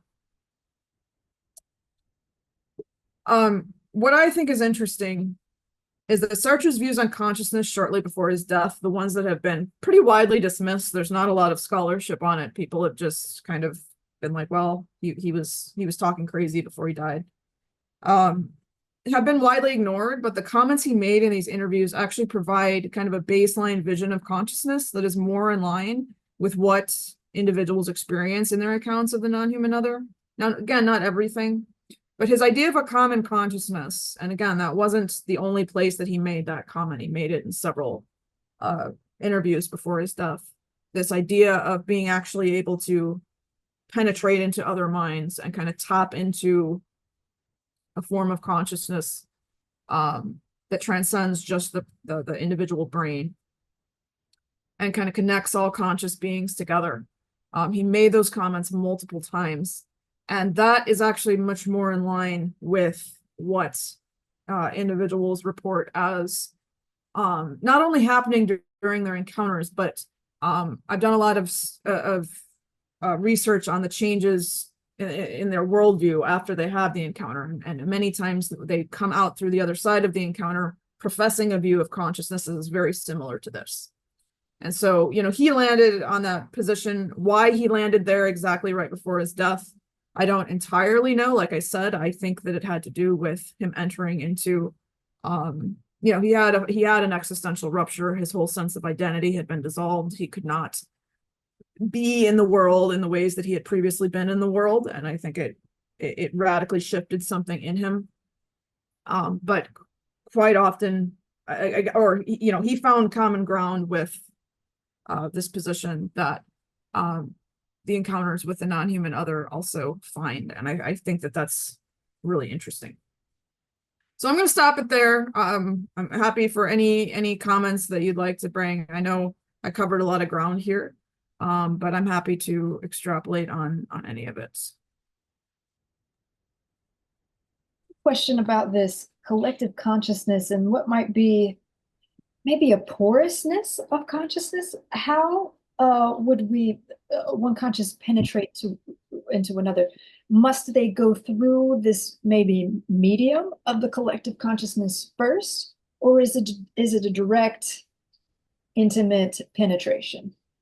That's a really interesting question. I don't think that he answers that directly in I don't think that he answers that directly in his comments about it. I mean, he talks about one consciousness penetrating another, and then in other places he talks about, there's a universal consciousness collecting that connects everything. And, whether it's a process of tapping first into that and then tapping into another person's mind is not something that he directly answers. I mean, if you look at just studies of parapsychology and telepathy that exists between human beings, even leaving the non-human other out of it, those direct telepathic situations do happen, where it's just like one mind kind of directly penetrates into another, and it doesn't seem like there's an intermediary. It doesn't seem like, oh, I'm first connecting to the collective and then I'm connecting to this person. It seems like it's direct. And definitely in the telepathic experiences that they have when the NHI are involved, it seems to be a direct. Now, whether that means that they've just mastered the ability to first tap into the collective and then go into a person's mind, it's kind of an open question. Like I'd say empirically, it appears often that it's a mind-to-mind connection, but that doesn't mean it's not mediated by kind of the collective. Thank you. Yeah, Angela? Yeah, right. So maybe could you say a little bit more about what you think that experience of dependence and care would change his perspective, and maybe a little bit focused on his take on otherness and negativity? Maybe if you could say more about that, because that was very interesting for me. Yeah, I mean, there's actually a lot of studies like on trauma studies, individuals who have gone through some type of whether it's like warfare or it's abuse or something like that, they kind of develop an ability to focus on their inner world at the exclusion of what's going on around them. Okay, so it's kind of this ability to focus on one's inner reality. And those individuals are overwhelmingly more likely to have some kind of atypical or anomalous conscious experience, where they do either tap into other minds or they tap into some kind of non-human intelligence. Also, the idea that all consciousness is connected is a view, that is common in indigenous cultures, that in mainstream Western culture have been, marginalized and colonized and cast aside in many different ways. And Sartre lived his entire life as a very privileged bourgeois individual. Like he very much often throughout his life was on the side of the oppressed. He spoke out for them quite often, but he acknowledged this himself later on in his life. He lived through his entire life. He was wealthy growing up. He lived in a Parisian apartment with Simone de Beauvoir. And so as much as I think that he made attempts to familiarize himself with marginalized ways of experiencing the world, he had never directly experienced it until the very end of his life, when he went blind. And he was suddenly in this position where he could not navigate the world in the way that he wanted to anymore. Like that external world that was there for him that he could previously, kind of be a master of almost, his ends were there for him and he could do what he wanted to do. And he was never really in a position where he was backed against the wall and couldn't act physically in the world in the way that he wanted to until then. And he was suddenly found without a way to, do the thing that was most meaningful for him, which was to write. And he would even talk about that he had tried to record, himself. And then, Simone de Beauvoir would type it up for him. But he said that wasn't the same as writing, because, writing, you type a sentence and you rework it and things like that. And he had lost kind of his sense of self, and he had lost his ability to act in the world in the ways that he usually would. And as we know, society is not set up for disabled people. And he was very disabled and dependent. He was not only blind, many times he was in a wheelchair at the end of his life as well. And he was navigating, I think, the world for the first time through a very marginalized perspective. I really think that was the first time in his life that he had been truly marginalized and dependent, and had been cast off from these institutions and just kind of the mainstream way of living that he had previously had access to. And so it doesn't surprise me that he then kind of was almost tapped into a way of being or an understanding of something. Because when you're in that state of dependence, and again, you're shut off from the mainstream world, you explore your inner world very deeply. And then that dependency, you realize the closeness of your relationship to other human beings. And I think that really influenced how he landed on those views. There's a few other quotes from him. He was talking about things like radical transparency, and that really just each human should be showing themselves to each other in their most vulnerable state, is really what he said. And that was, again, something he had never really talked about before. But it was, I think, because he had finally found himself in his most vulnerable state. And so he developed kind of this, I call it a consciousness from the margins in another text. But a way of being that really is fundamentally at odds with the kind of mainstream Western way of thinking, but that a lot of marginalized people actually commonly express.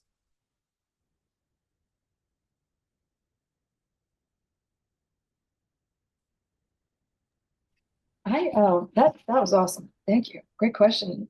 Great. Yeah, thank you. I have a question about these non-human others, and maybe them trying to reach out to us. And maybe it's through our metaphysics, our commitment to disinterestedness, or maybe just our self-absorption that might us from being able to see, or maybe there's some other sense, like listening. I might reveal too much of myself right now, but I had reached an impasse, and I feel like I needed a hard reset. I've been going through a lot, and I've been very angry, and I feel like my creativity was not where it should be, and I was having a hard time just thinking straight. It's like, okay, I need to have a spiritual moment where I ask spirit or the guides or Sophia or whomever is there. I need help. I need to get in touch with what have you. So I had myself a little ritual, had some lovely tea, and I spent my 4th of July on the couch writing just these wonderful thoughts that came to me. I'm like, this is the direction for the paper. Giorgi, I reached out to you about the journal, having all these ideas. I'm like, here it is. Am I tapping into my subconscious? Or, I had the tarot cards out and everything. I'm trying to conjure somebody else. Could that be a means of communication from the non-human other? I can't tell from outside of my human perspective. Maybe I've got the phrenia, as they say, but I feel presence, and I hear messages that I've asked for, and guidance. So could that be a way? So first of all, you're in no way alone. Many people have their most creative moments when they're in, like a meditative state. Many scientists have had their biggest breakthroughs while they were sleeping. It came to them in a dream and they woke up. And to be honest, many of my best, when I feel stuck with a paper or an argument, I enter a meditation and I just sit there and I wait. And it almost always comes. And to be honest, sometimes I do. I call in again to, is there another being here? Or maybe it's coming from my higher self, so some greater transcendent sense of self. or maybe it is coming through from some type of non-human intelligence. Whether I would stake directly that it, you know, whether I would definitively claim and say, yes, I know that those communications are coming from something, you know, non-human.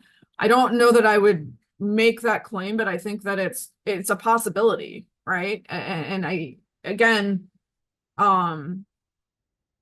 philosophers and also theologians who have studied this idea of like a collective consciousness that's there, they point to this often, that many of our best insights, they don't come when you're sitting here thinking using their mind. They kind of come when you detach a bit from the material world and you kind of allow yourself to be opened up to communication from, again, whether it's your higher self, whether it's the collective unconscious, whether it's some type of non-human intelligence that is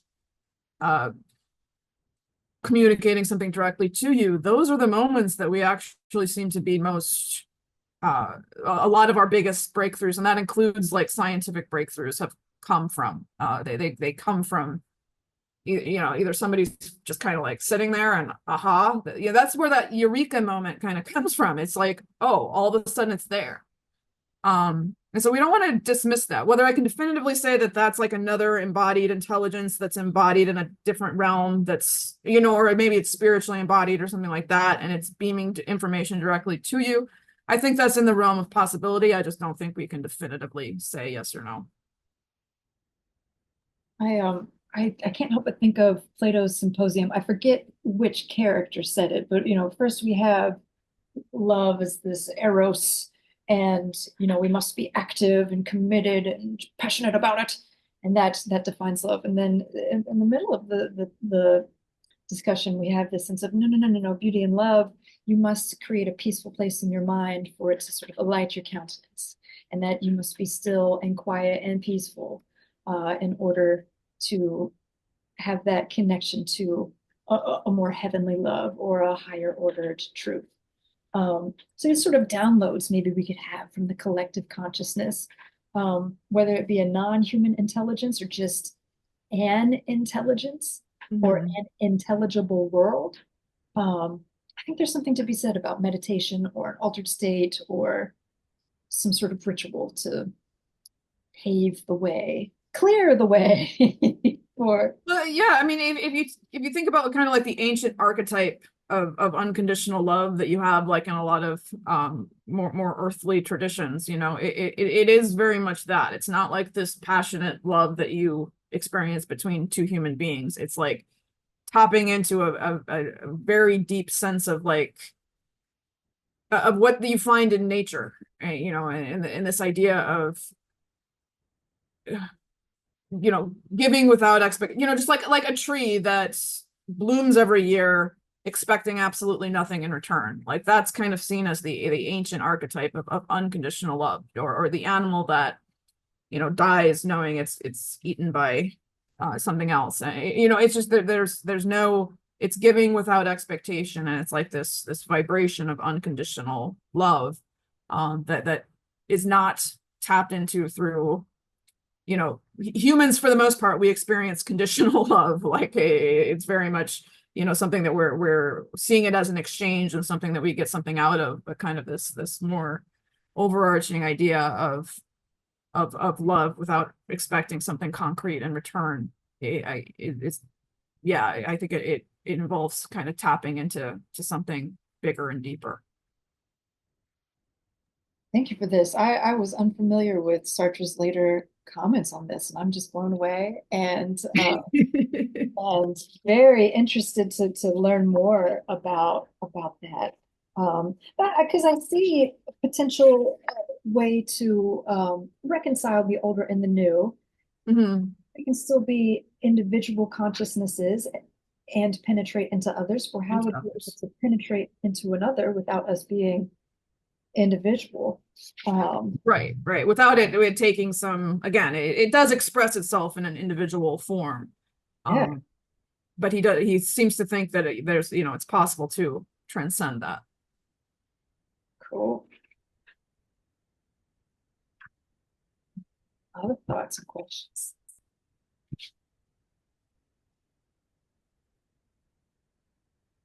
How we feeling? Are we good on Sartre? Thank you. Dr. Kimberly Great. Engels. Thank you very much. I appreciate it. That was fantastic. All right.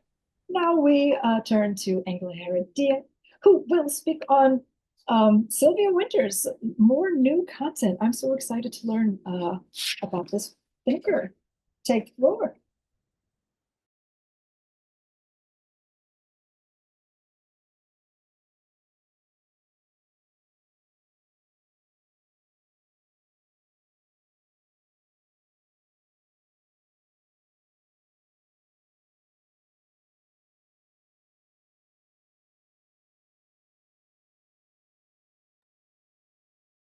I think you're muted. And it's just showing that you've started sharing the screen. On my end, I don't know. No, yeah, I can't see. I can't see the screen either. Not yet, at least.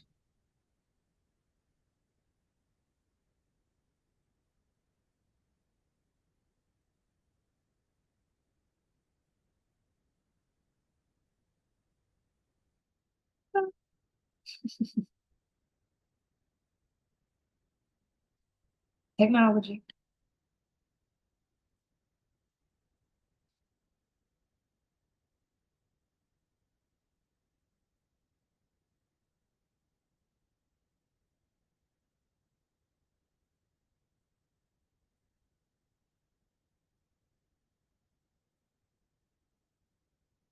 Uh-oh. That's where we need to have filler music. Let me find something. Well, Have some elevator music playing in between technical issues. Yeah. That's good. A little jazz. Office jazz. At Mint Mobile, we like to do the opposite of what big wireless does. They charge you a lot, we charge.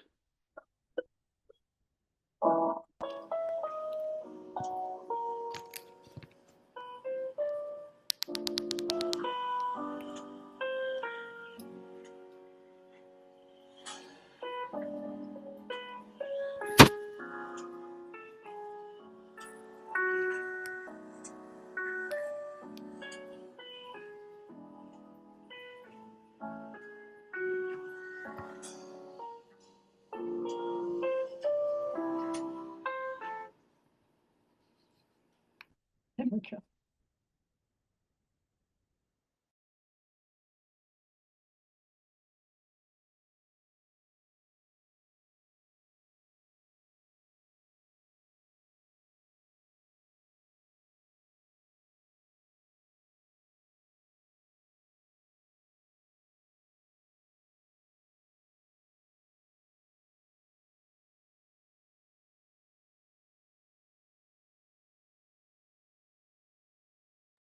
Oh no, are we still having technical difficulties?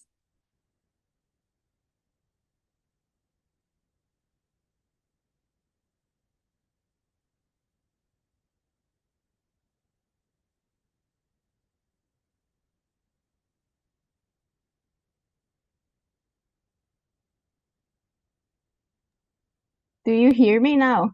Oh, yep, there you are.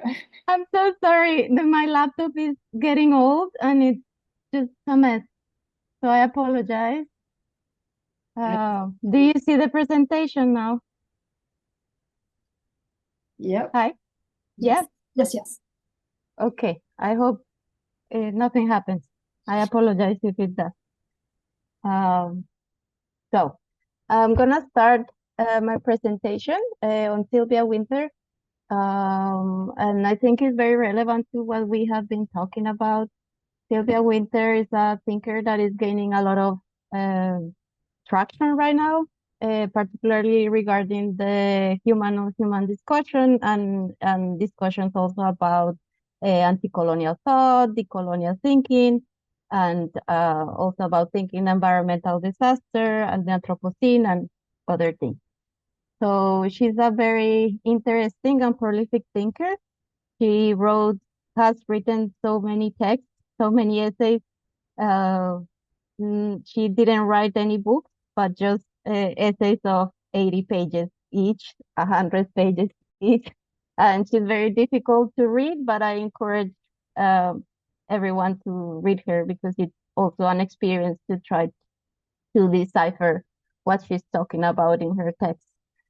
So I wanted to start the presentation talking about what we were discussing about Sartre and how that experience of dependence sort of uh, unsettles, but also reveals the point of departure from which he's talking about the human, right?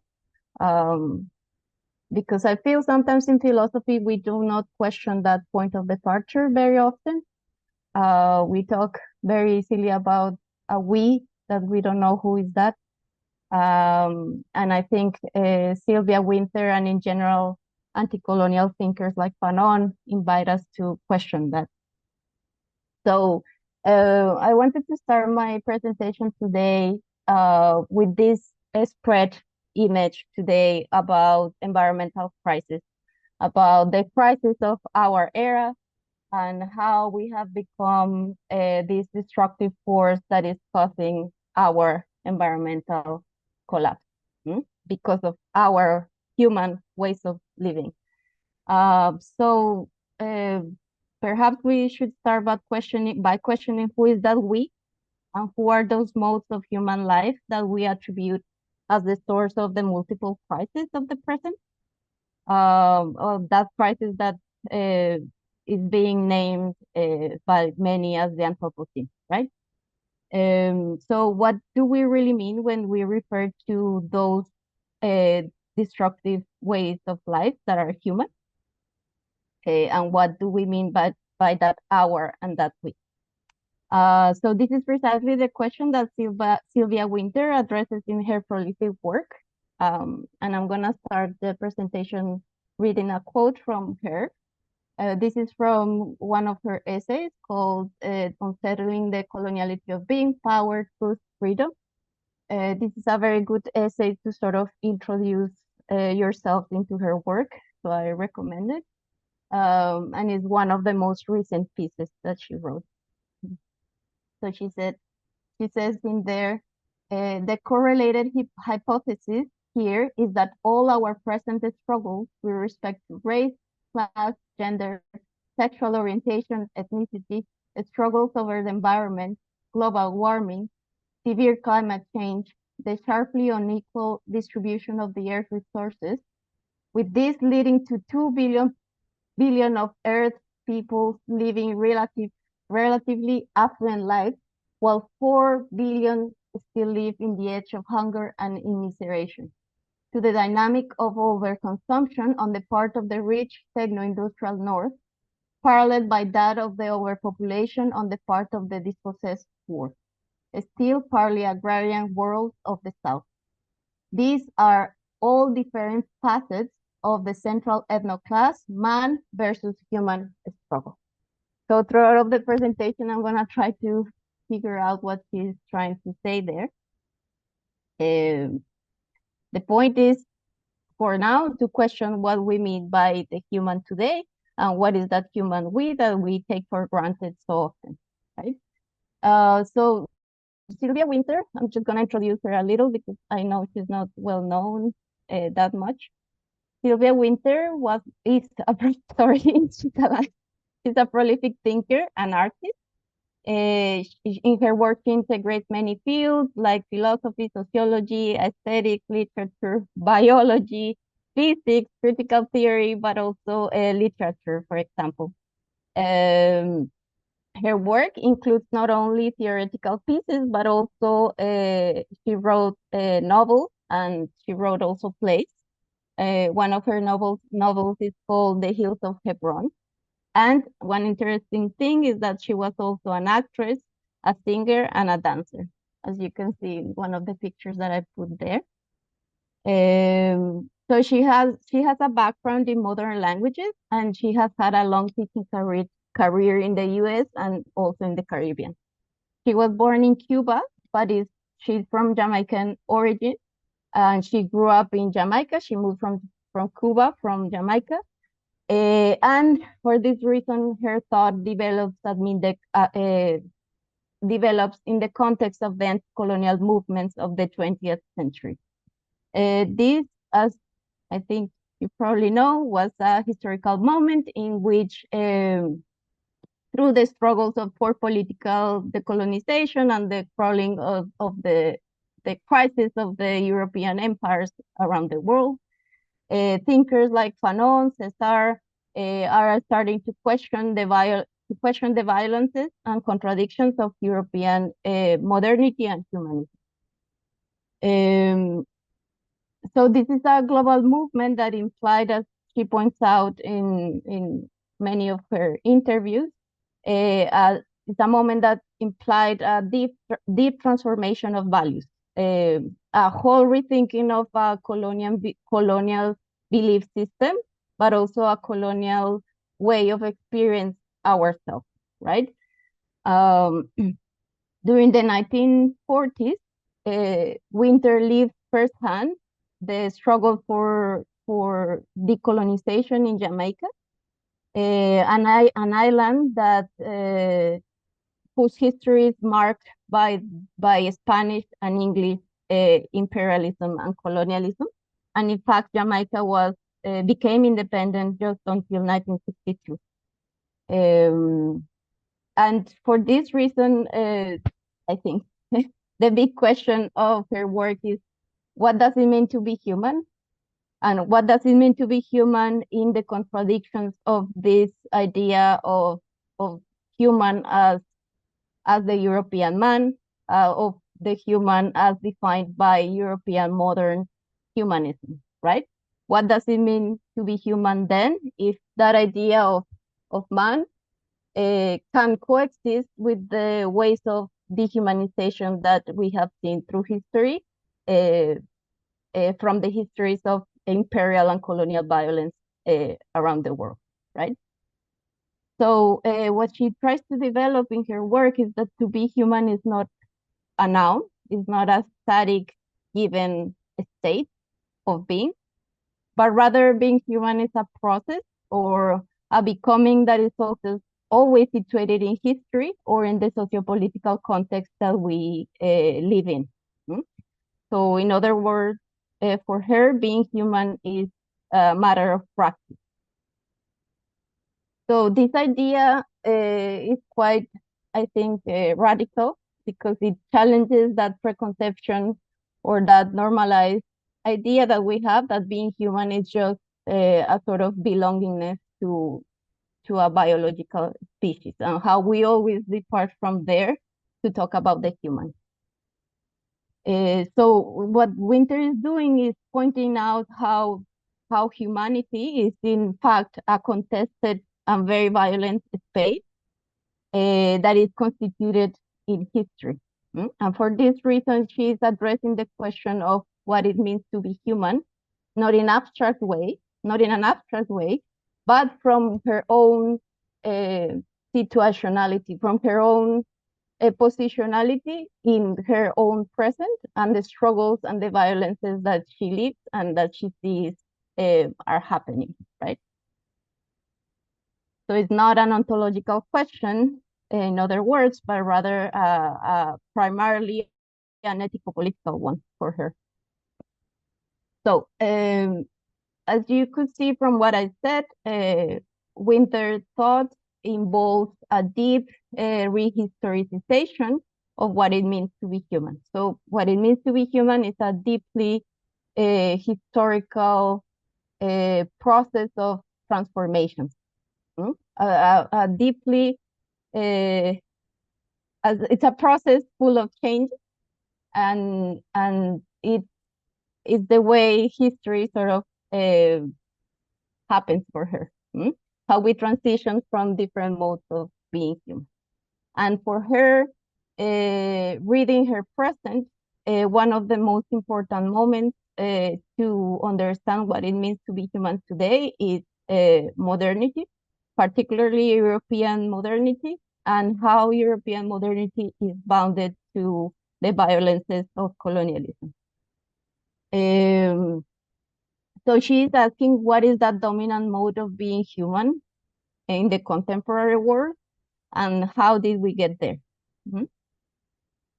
So she's locating the origins of that dominant mode of being human in European modernity, and how European modernity is linked with colonialism and imperialism since the 15th century. Okay, so since early modernity, or what's called the Renaissance, till today. In fact, she says in an interview that, I open quote, we have lived the millennium of man in the last 500 years. To be not man is to be not quite human. Close quote. So it's in there, in European modernity, that she locates the process by which one mode of being, the mode of being of European man, becomes overrepresented as the mode of the human itself. So what Winter is doing, first of all, and mostly in her earlier work, is historicizing the process by which the European man, this white European bourgeois, etc., heterosexual man, became the mark of the human itself, how it became overrepresented as the human itself, and what is the violence that this process implies. At the same time, so she's not only giving a historical account, but she's also asserting the deep historical character of what it means to be human. And as I already suggested, she's anchoring her thought in a long tradition of anti-colonial thought that aims to rethink the origins of the European modern world as violent origins that are linked with the dehumanization that colonialism implied, right? So think about Fanon and Césaire, which are the most important thinkers for Winter. So what she's saying is that the development of humanism in the European modern world goes hand in hand with the processes of dehumanization in modernity, with Europe's encounter with its other and the birth of its very violent colonial projects. So it is a moment in which European colonizers start to see themselves as true men, as she says, as true women, while their others, the untrue men and women, were now labeled as not quite human, or as non-human, or inhuman, right?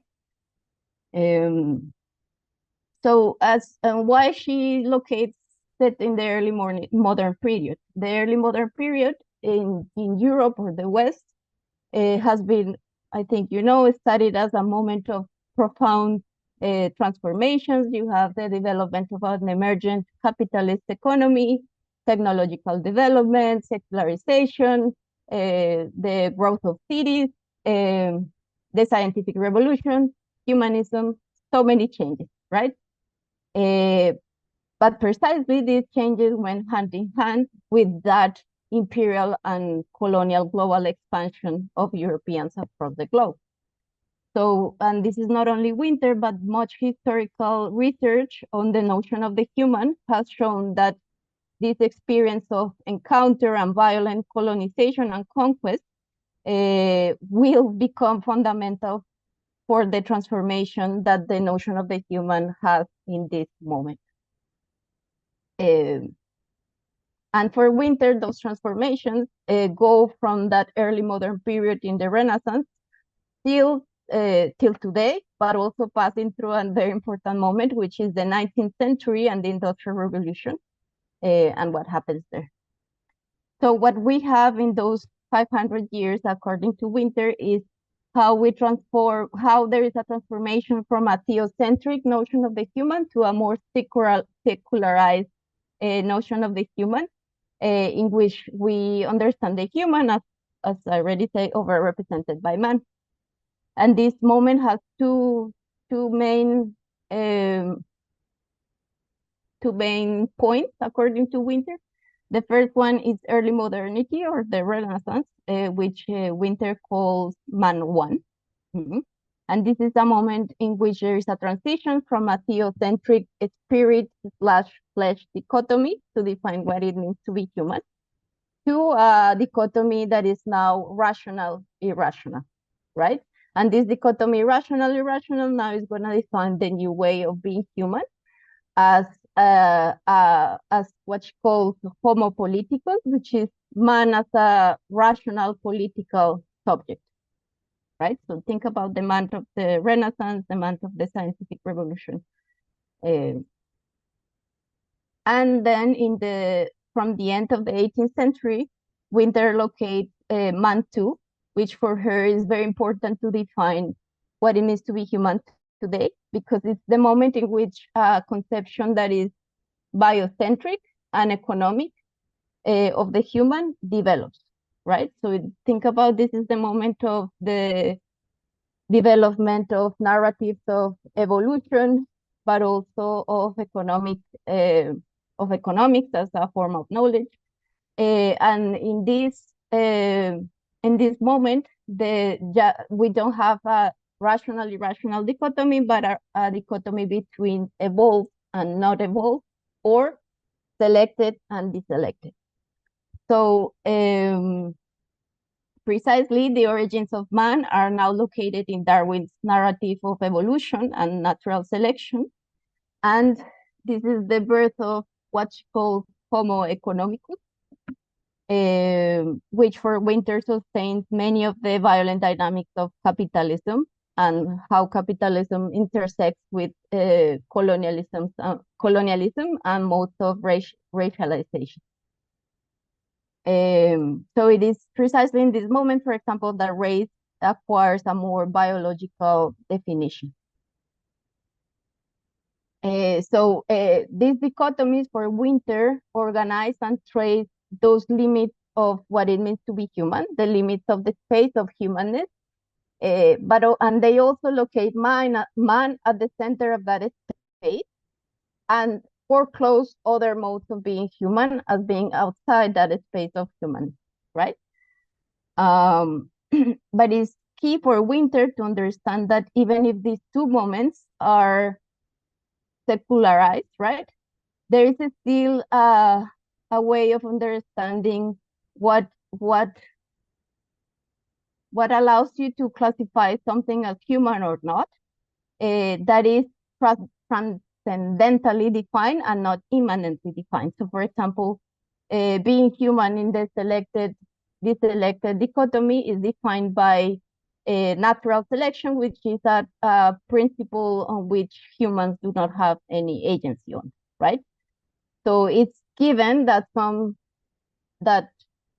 being human is determined by this dichotomy between selected and deselected. And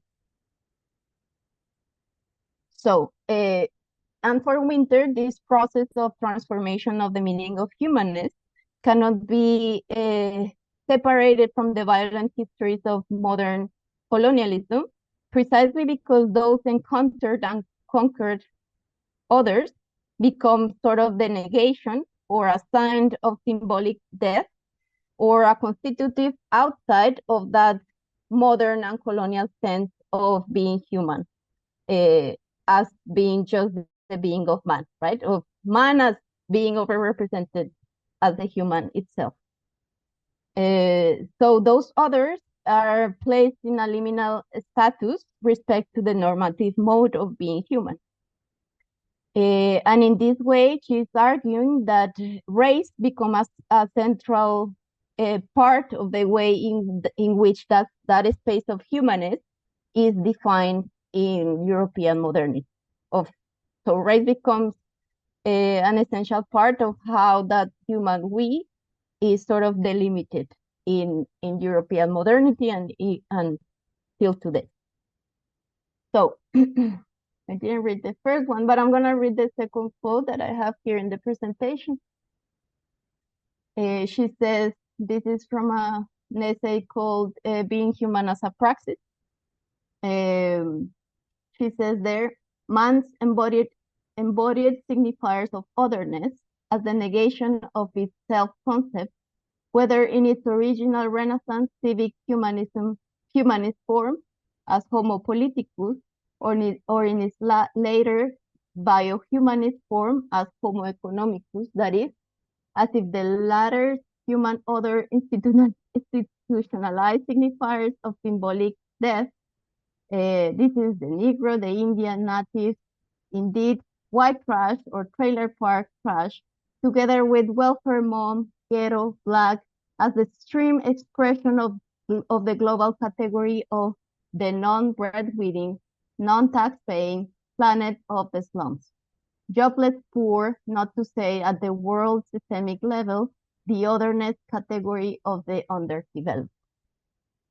Okay, so in here she's precisely showing how race is at the core of this delimitation of the space of the human from the early modern period till today, and how it has been transformed from defining the other as Negro, the Indian, to the less evolved native, till the ghetto black, the jobless poor, the slums, etc. of today.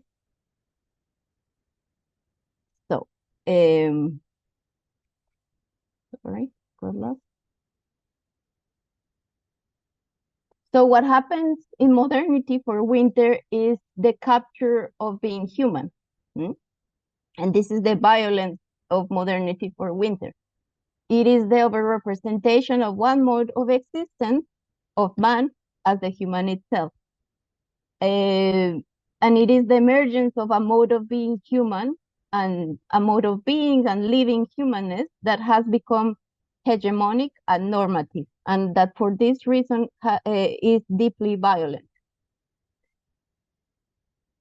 So it's a dominant genre of the human that governs, embeds, and sustains the violent relations of power of our present, and that defines the categories of humanity and otherness in which we live. Okay. Go to the next. So this is sort of the historical part of her work, and but from there, but also anchored on that, she's sort of developing a more always ethico-politically situated reflection, but also ontological reflection on what it means to be human, right? So from this historicization of being human in the present, Winter develops a new understanding of what it is to be human then.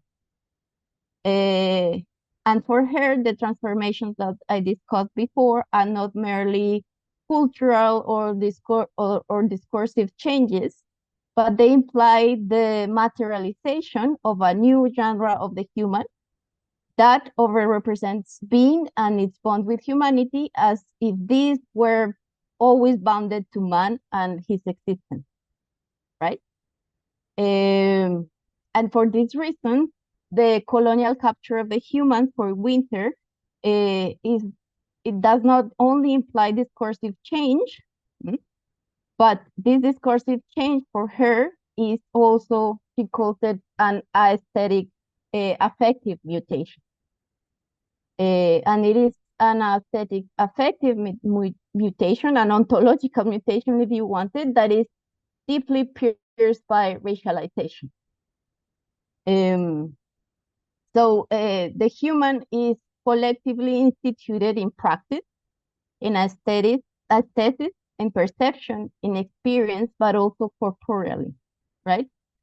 And in this way, Winter is reflecting, and I open a quote from her, on how power is always linked to the poiesis of being, on how being is materialized and created. Yes. So she says in Being Human as a practice, she says, I read, the truth that is of our being human as a practice. This thing, firstly, and in general, that is, as David Lemming points out, it is by means of our cosmogonies our origin stories that we tell the world or ourselves who we are. We're able to do so only because it is also by means of them that we're enabled to behaviorally auto-institute and thereby performatively enact ourselves as the who of the we or fictive mode of time that we are. I close quote. It's very difficult to read. I picked the easiest quote, so it's quite an experience, but it's a good experience to read Winter. Wait, okay, yeah. So what Winter is doing here is trying to show how our origin stories or our mythos materialize in our bodies, in our experience, in our being together, in our mode of being human. And for this reason, the institution of a genre of the human is the process in which material and experiential boundaries or membranes and surfaces of a human so the institution of a genre of the human is the process in which the material and experiential boundaries, membranes, and surfaces of a human we materialize. They congeal in contrast with nature, the cosmos, and the earth, right? So, for example, let's think about the racialization of space, how slums are created, or these spaces of extreme poverty, of conflict and violence. Let's think about the way in which racialization shapes the distribution of environmental damage and its consequences, right? So this is the creation of violent, sort of inhuman spaces in which there seems to, as she says in one of her essays, it seems that in these spaces, we think that there are no humans involved, right? And what happens in these spaces is sort of granted and deserved for some reason. So we see here that Winter is not simply talking about transformation of the ways of conceptualizing the human, but the materialization of an experience that is deeply corporeal and material through these myth-making practices, right? Through these origin stories that we tell ourselves. And the main violence of the over-representation of the human as man is that it sort of captures and sediments those myth-making practices, right? It sort of forecloses those myth-making practices through which communities ontologically and materially write themselves and experience themselves as a human we, in a way that the only way that we can imagine and live humanness is through the overrepresentation of the human as man, right? So what happens there is that there is a capture of what she calls the autopoetic processes of human community.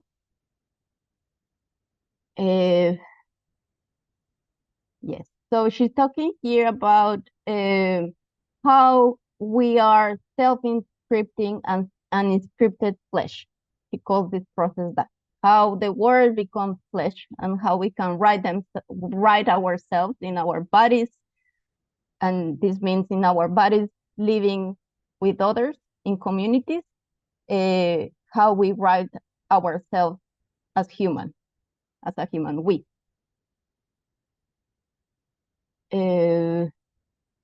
So these collective narrations of ourselves and the desires and hopes for this collective being that are the key to understanding what it means to be human for Winter. These are origin stories or aesthetic codes that materialize specific genres of the human. And in here, she's relying heavily on Fanon's notion of sociogenesis, through which Fanon argues that biology, subjectivity, and corporeality are interwoven with our socio-historical facticity, or through that materiality that is shaped relationally in history, in society, in politics, etc., in sociopolitical and historical conditions of existence, and how those conditions are weaved in our body, material. So for Winter, the point is that this condition shapes what it means to be human, and that this shaping is immanently formed rather than transcendently. So it is produced by ourselves, right? And this will be important for something that I will talk about later. And this is the process that she calls autopoiesis, how we can write ourselves as humans, as a human we. And to understand this is very complicated in her thought, but I'll try my best to explain. She argues that each genre of the human is governed by principles or codes that are sociogenically produced, which she calls life-death codes, that regulate these processes of materialization, right? So these principles are the ones that institute who counts, or sort of distribute who can count as human and who cannot count as human, right? So there are codes or principles of sameness and difference that regulate modes of kinship and experience and reproduce normative human subjectivities or life, right? As well as their constitutive outside, death. So for instance, as you can guess, the selected, deselected, rational, irrational, spirit, flesh dichotomies or codes are examples of these principles of life and death, or she calls them also master codes, that regulate what is desirable, what we aspire to, but also what we are anxious about, right? For example, that fear that you see today a lot of becoming an unproductive human that might enter into inhuman spaces of poverty, of scarcity, of violence, right? So for this reason, for Winter, sociogenesis operates by materially sort of encoding, mapping, and sedimenting corporeal meanings and norms in accordance to the realization of that principle of or code of life and death. Yes, maybe I can read that quote, the second quote that you have in the slide. He says in an essay in which she talks about the sociogenic principle and her interpretation of Fanon sociogenesis. She says, the sociogenic principle as the information encoding organizational principle of each culture's criterion of being, non-being, that functions to artificially activate the neurochemistry of the reward and punishment pathway, doing so in the terms needed to institute the human subject as culture-specific and thereby verbally define its physiologically implemented mode of being and sense of self. So she has here an argument about the brain and about pain and pleasure and how the codes sort of distribute desire and anxiety, as I said, and how that is a very corporeal experience that we embody. I'm not gonna go in that deeply, but she has a biological argument about that.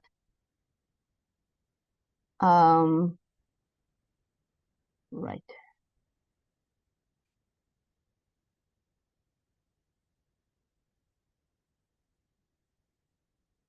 Yeah.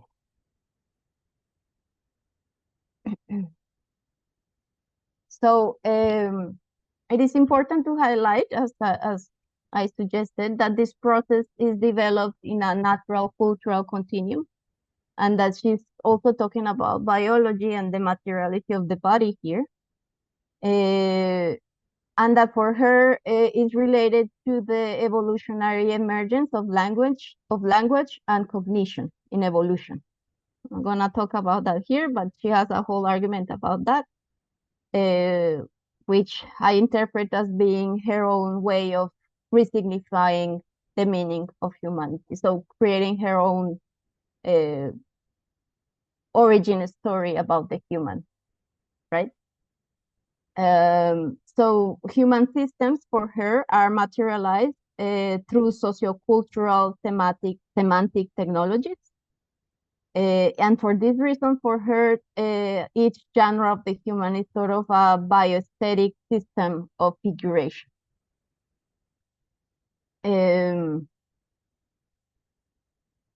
Yes, and these technologies for her sort of override a mere sense of kinship that is merely genetic, or that is merely given of by our belongingness to a species. And rather, what she argues is that these technologies allow us to sort of override that and recreate our own sense of kinship, to precisely, as I have argued throughout the presentation, through recreate the boundaries of that human we through which we experience ourselves as humans. This, she calls that the propterness. That's a concept that she uses. So for Winter, being human is that possibility of rearticulating, of creating the boundaries of human kinship, the boundaries that we usually take for granted. Okay, and sort of to finish, for Winter, realizing this opens the door to recreate ourselves as a human we.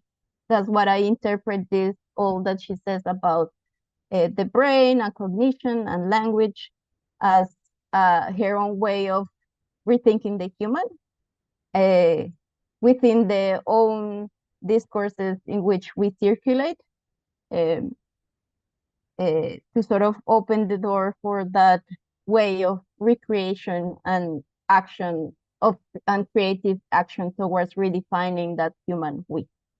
And that human we, many have interpreted, does not have to be reduced to precisely to the human as a biological species, but can include non-human others, as we have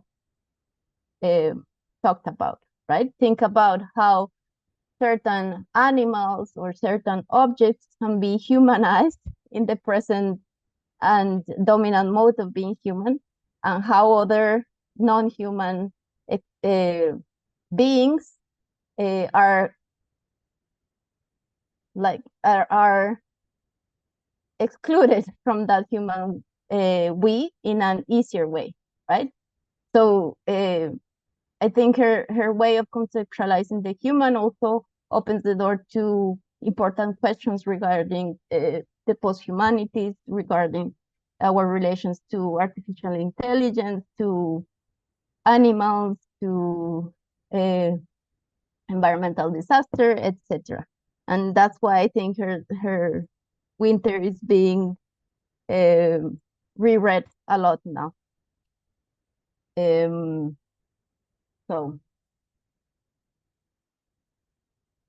what she's talking about here is that possibility of immanently recreate and reimagine that boundaries of human kinship.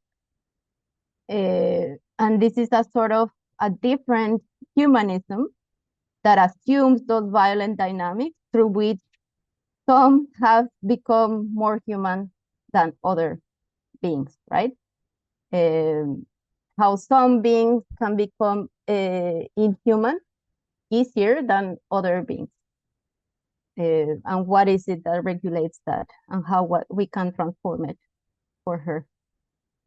So this is a sort of discourse that attempts to grasp our own humanity, to recreate it and assume it from within the contradictions and violences of our present. It is a way that for her we can auto-institute and auto-inscript or write ourselves as human. And with this, I think that she's retaking Fanon's call at the end of The Wretched of the Earth, where he says, I'm going to read the quote here, "For Europe, for ourselves, and for our humanity, comrades, we must make a new start, develop a new way of thinking, and endeavor to create a new man." And that's it. Thank you so much.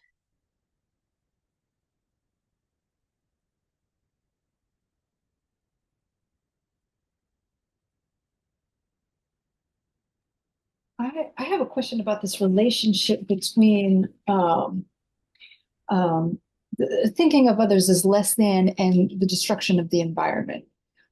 So is Sylvia Wynters saying, you know, we have a community of poor folks, let's call them hillbillies up in the mountains. So who cares if we remove the mountaintop and let all these chemicals and you know, unhealthy things slide down into communities and poison these children because they're just hillbillies in West Virginia or whomever. That's my call to action. It's this mountaintop removal.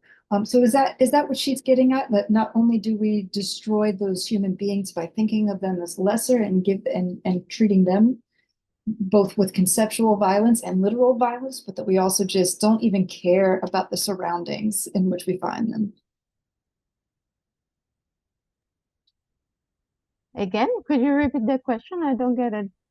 Or so is Sylvia Wynters saying that, you know, not only are we committing acts of violence by thinking of other people as less than or not human, whether because they're not evolved or because they are irrational, what have you, does that also correlate with the destruction of their surrounding environment? You see that maybe with mountaintop removal or in areas in cities where the most poor folk are, you'll see these food deserts and no trees and it's extra hot and yeah, absolutely. I think yes, and my interpretation is that she's talking about something deeply material, and as I said, she's talking about the creation of these boundaries between human and inhuman spaces as something that is deeply material. And this is something that is, for example, also present in Fanon, The Wretched of the Earth, when he talks about how in the colonial order implies the creation of these human and inhuman zones and very material spaces in which violence, death, and destruction is distributed unequally in a very material way, right? So what you describe is precisely that process. Which spaces are more susceptible to be extracted from, to be destroyed, to have their material conditions of existence destroyed rather than others, right? Think about Gaza, for example. Yeah, that's what I can say. Thank you. Right, that's I think you said Gaza, right? Because that's immediately the thought that I got, right? It's how the dehumanization occurs of the Palestinian people right now, and the role of history. Because I'm not a Merleau-Ponty scholar, I'm a Foucault scholar, right? So everything you said resonates a lot with me, especially the role of history in the process of dehumanizing the other, as well as the role of the Homo economicus, right? Dehumanizing not the other, let's say, overseas, but also dehumanizing their own population, those who are less productive, unproductive, economically, economical liabilities, and so forth. I guess my question is, and feel free to not answer the question because it's a personal question. Is your research directly connected with your own ancestry and your own past? Yes. Yes, I think it's related to my own positionality. I come from Colombia. Of course, I'm mestiza, but my ancestors were indigenous, and even if I'm detached from that after so many centuries of erasure of those cultures, let's say that violence and that way of distributing violence unequally has deeply marked my journey. My country is at war still, for example, and sort of that question of how is it possible that some spaces can be more susceptible to the sort of generalization and banalization of violence, as Fanon says, is something that it deeply marks what I do because of where I come from. Recognizing all the privileges and all the ways in which I reproduce those forms of violence as well, right? Yeah. Right, perfect. Thank you. Thank you. Yeah, the reason I ask because it is in some ways relatable for me because the main threat for the Georgian community and for Georgian culture usually comes from Russia, right? And so, and I will talk more about this as I talk about Merleau-Ponty because it's an interesting space we have here now where leftism is associated with Soviet ideologies, right? And that's something that we want to remove from our culture, right? But at the same time, it's impossible. Well, first of all, it's impossible to deny what's happening in Gaza, right? And it's impossible to deny all the Western forms of colonial expansionism. And so, like I said, I'm going to expand on this, but the idea of carving out sort of a leftism in Georgia that is neither a type of Soviet nostalgia nor a type of self-colonization from the West, like liberal leftism, let's say. It's something we're trying to do right now, and I think reaching out to other cultures that have suffered from Western colonialism is important for us right now to achieve that. Thank you. Yes, there is this thinker called Maria Kozlanova, something like that.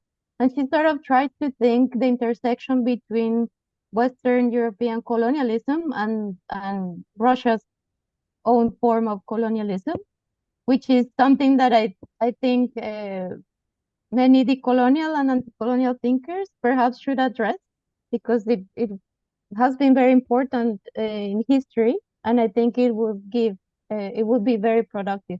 So I know that there are thinkers that are sort of addressing that intersection and how it implied its own forms of violence in different ways. Excellent. Yeah, I'm on the lookout for those. What did you say her last name was? Let me look for her, and I will send it in the chat so Okay. you can. Perfect. Thank you.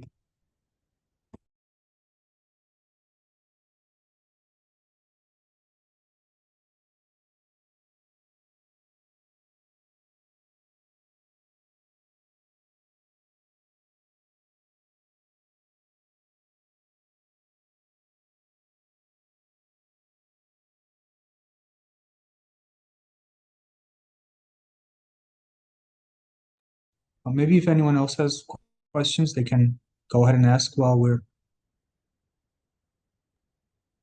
searching. I'm just, yeah, I don't know if is it okay if I ask a question? Okay, I was just wondering to what extent Winters, so there's kind of two things that are often going on in critiques of colonialism and this idea of humanity as the idea of excluding some people from the human community and going back to what Keli was asking about, like environmental racism and the way that we treat the environment in relation to the way we treat these people. And it's not just that certain individuals are excluded from being considered fully human, but that there's also an anthropocentrism or, a human superiority that's also embedded there. This idea that human life is superior to animal life and to nature and kind of set outside of nature. That's part of the colonialist mindset, is that the human is separate from and above and is there to dominate and control nature. So I'm just wondering to what extent, because I'm not familiar with Silvers, in her thought is when we're kind of, she's talking about reconstructing an ideal of humanity or reconstructing a conception of humanity and the human. To what extent is that conception one in which there is a much more healthy relationship where you're not in a position of superiority over other animals, where you're not in a position of superiority over the earth itself? Is there a sense of resituating yourself in community with the non-human others that we're more familiar with?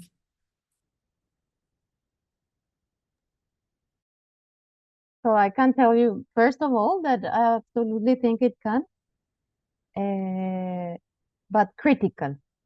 And I say critically because in posthumanism today, it's very easy to take the dialogue between the critique of colonialism and the critique of anthropocentrism and as something that can go easily together, right?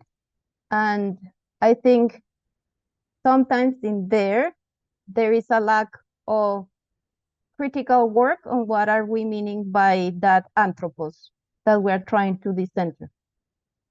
Precisely my research is on the intersection between posthumanism and decolonial and anti-colonial thinking. And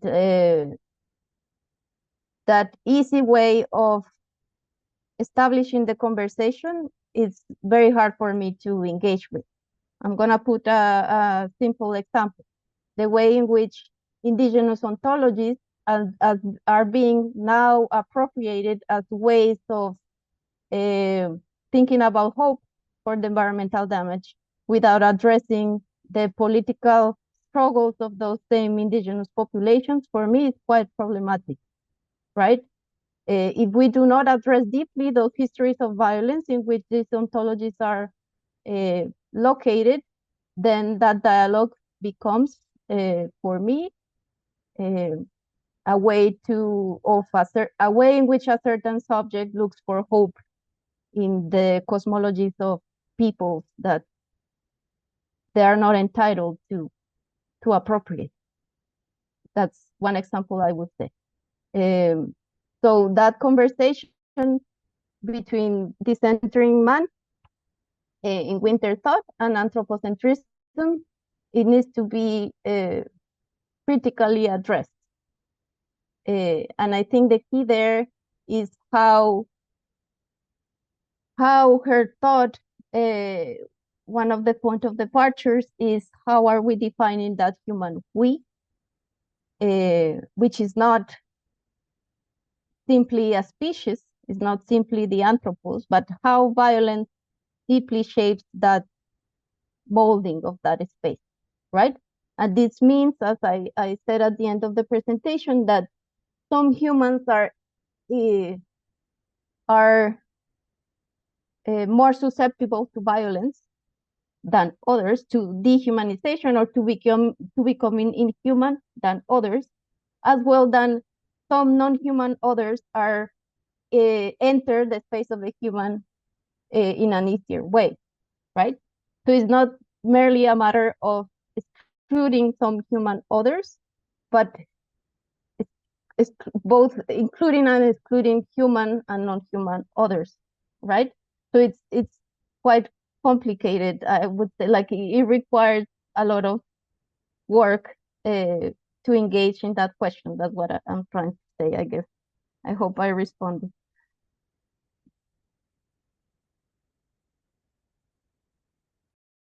In building off what you said about, maybe looking to indigenous cultures and their approach to nature as a solution to, our bad attitude towards what counts as humanity and our relationship to the environment, without recognizing the damage that we've done to that very culture we're looking to appropriate from. I'd like to maybe see how that ties back to this sort of master code. I'm thinking of like this image of the noble native who might be kind of stoic and just will stand there in the wind with their hair blowing back, and then they receive messages from spirit. I'm wondering if sort of almost caricatures, archetypes, maybe even dog whistles can help us identify the sort of master code that prevents us from reconstituting the concept of humanity more efficiently. Like you said, it's going to be hard work, and I see all the sedimented layers of violence and at play there. Could we use that master code to sort of point at the weak spots that might help us dismantle this bad notion of humanity more efficiently? Yeah, I mean, absolutely. But the point, I guess, that I'm trying to say, and that's why I emphasize on materialization at the end, is that this is not just a matter of rethinking discursively what it means to be human, but it's primarily an ethico-political struggle, which means engaging in ethico-political action. So if we merely take indigenous cosmologies and say like, oh, okay, yes, they're affirming a relationality to the non-human without deeply engaging with the political struggles that those communities are going through, that's not the answer, right? And precisely because that we that she's talking about is defined and redefined collectively, not in our individual modes of thought, or like a philosopher rethinking what it means to be human.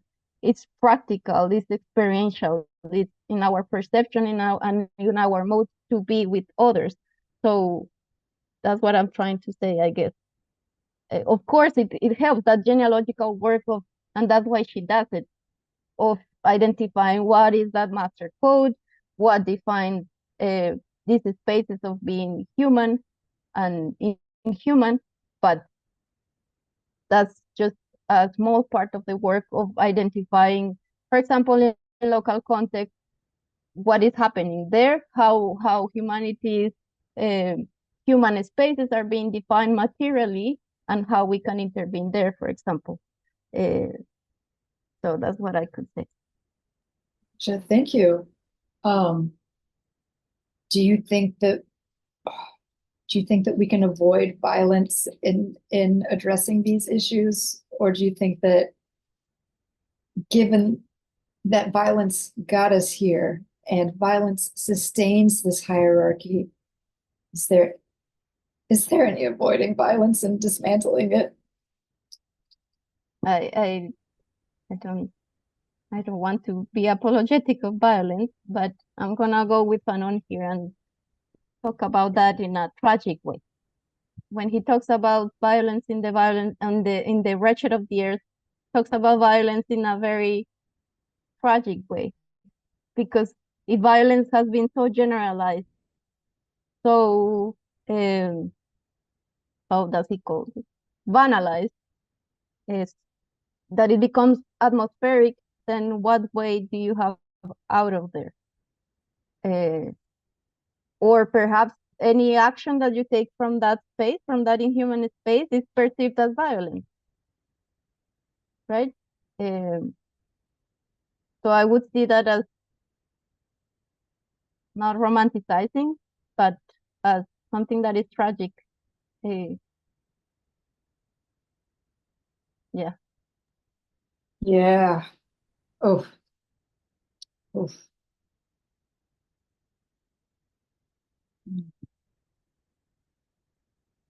Other thoughts? Questions? Well, that was awesome. Thank you. And to hear just to hear another perspective on that history of humanity and how it limits us so, and to put that in concrete terms. Thank you for that. Okay. Well, our last but not least speaker, Giorgi Vachnadze, is going to present on Merleau-Ponty. So take it away.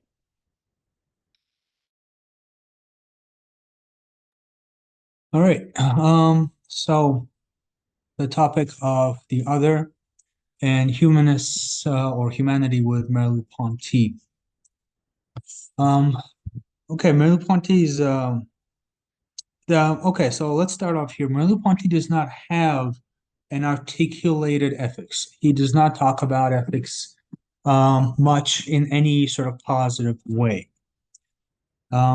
Which, as I delved into the literature, became more and more justified, I want to say, because the way he talks about, the way he extrapolates his ontology and his epistemology, the ethical attitude is built into it. It's built into it. It does require a certain amount of unpacking. He does talk about our relationship to the other in multiple interesting ways. Now, the way I decided to handle this, because there's this thing that happens with certain thinkers, is when you're looking for a specific topic while interrogating their literature, looking through their oeuvre, and you don't see it mentioned much explicitly anywhere, something dangerous happens. You make a realization that it has to do with everything they have ever written. So the less something is mentioned explicitly, because we're dealing with philosophy, we must come to understand that this is not a topic that they would not have thought of, but what it means is that it probably relates to every single thing they've written and said. And so in order to make this more manageable, what I decided to do is I decided to separate out three domains or three ontological planes where Merleau-Ponty implicitly or explicitly talks about the question of the other. And the rest of the questions concerning humanity and ethics flows out of this, out of how he deals with the notion of the other. And so the three domains that I decided to section off was first, obviously, the body. The body is a central notion with Merleau-Ponty. The second was the domain of language, discourse and verbal expression. And third, we could outline as politics and history. Now, there's no sharp boundaries between these three because, well, for obvious reasons, but also because Merleau-Ponty specifically talks about a perceptual historical embeddedness of the subject. But that's I want to leave these political historical questions to the end, towards the end, because these were the questions that Merleau-Ponty began to address towards the end of his life. And I feel that at the end of his life, when he wrote the signs and the notes for the visible and the invisible and the prose of the world, it really feels like he was about to make all of this political, right? To a point where his initial reflections on the body would also become political. And so there's this implicit connection that's just waiting to be made there between coloniality and the body in Merleau-Ponty's writings. And Foucault does make that connection more or less. Merleau-Ponty did influence Foucault directly. Foucault attended his lectures, and Deleuze was a big fan of the visible and the invisible. Okay, so I guess we can begin. So now, what is the body for Merleau-Ponty? The most important thing is that the body is not biological, right? It's not the biological body. It's not the scientific body. It's not the body of some universally determined needs or means. The body is a complicated construct, right? So now Merleau-Ponty refers to this as the flesh. And there's many ways to think of the flesh. The flesh is the body in movement. It's the dynamic body. It's the body that is constantly building and rebuilding itself through its relationships with the other, right? If there was a general formula, I think, for how Merleau-Ponty treats the question of the other on all levels, the embodied, the linguistic, and the historical political, I think the formula would be ipsiety equals alterity.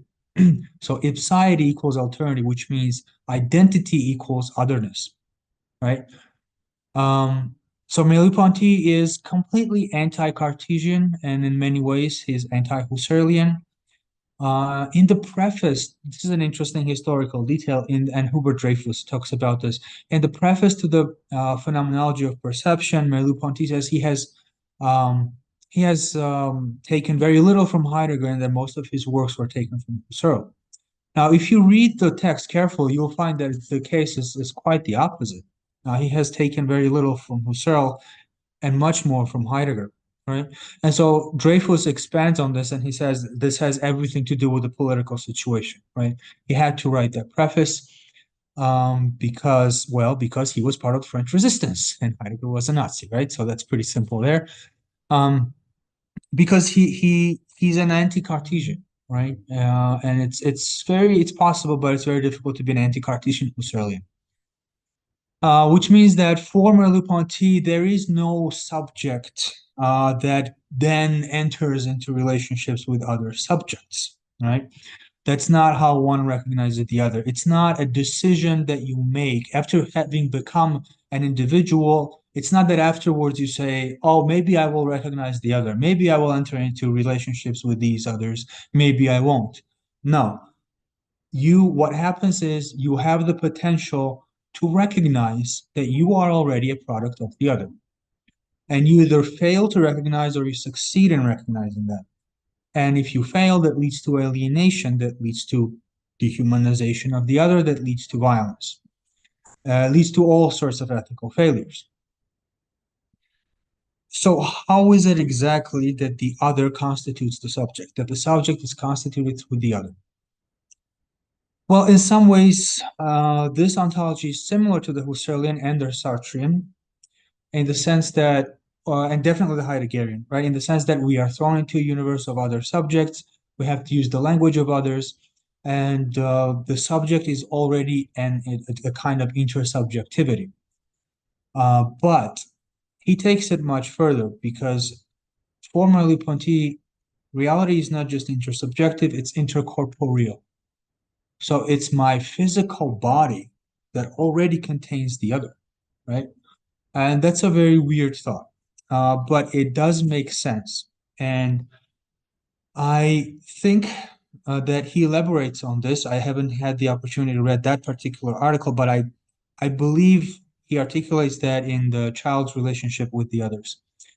And the thing is, when we are born, we are not born with a body that we can perceive, right? Because we don't learn about the biological body until we're in high school, right? So what happens until then? How do we know that we are in a biological body, right? How do we construct our body? And how do we intuit and go about our world, right?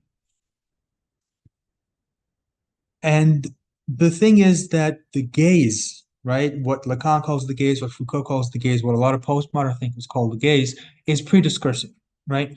But for Merleau-Ponty, it's more than just it is pre-discursive. That's the whole point.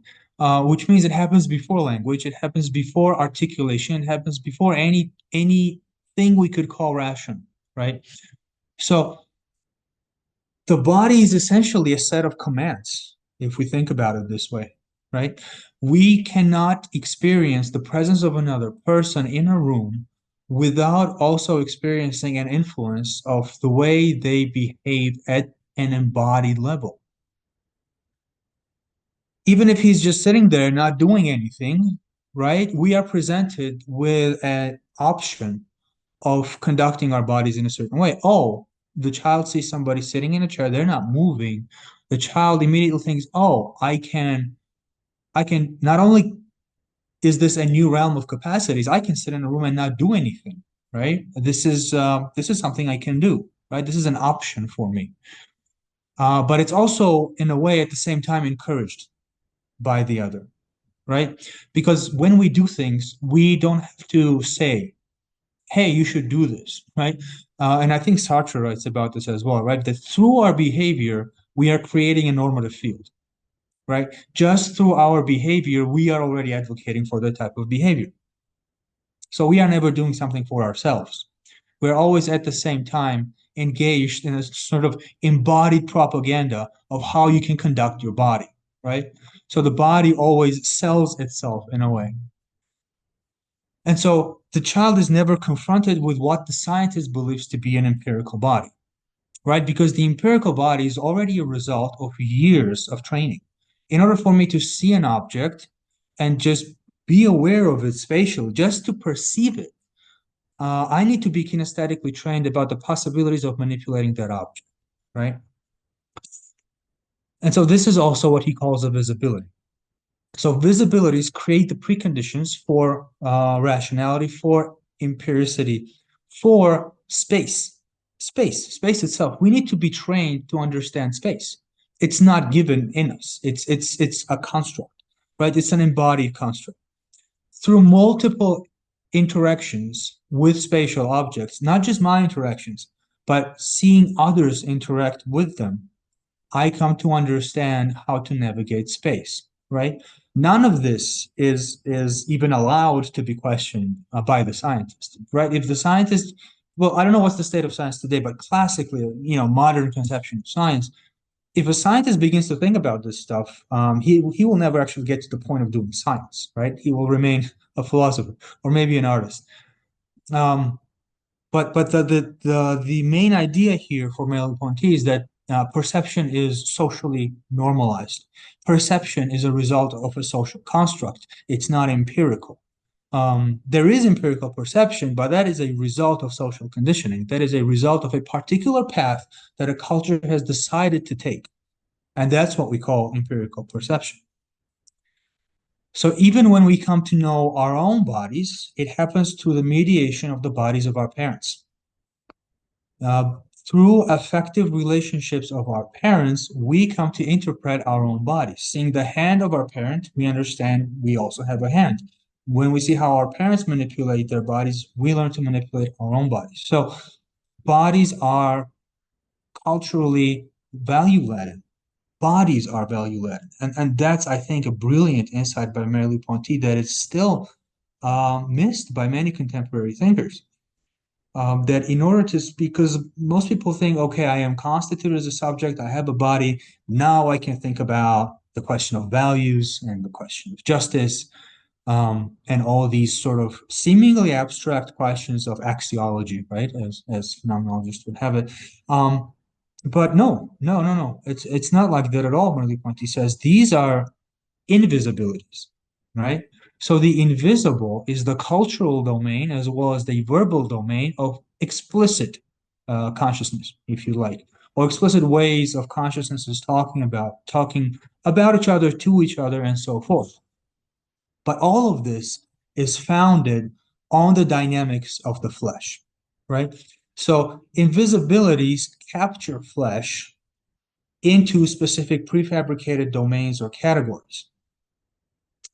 But this does not have to happen, right?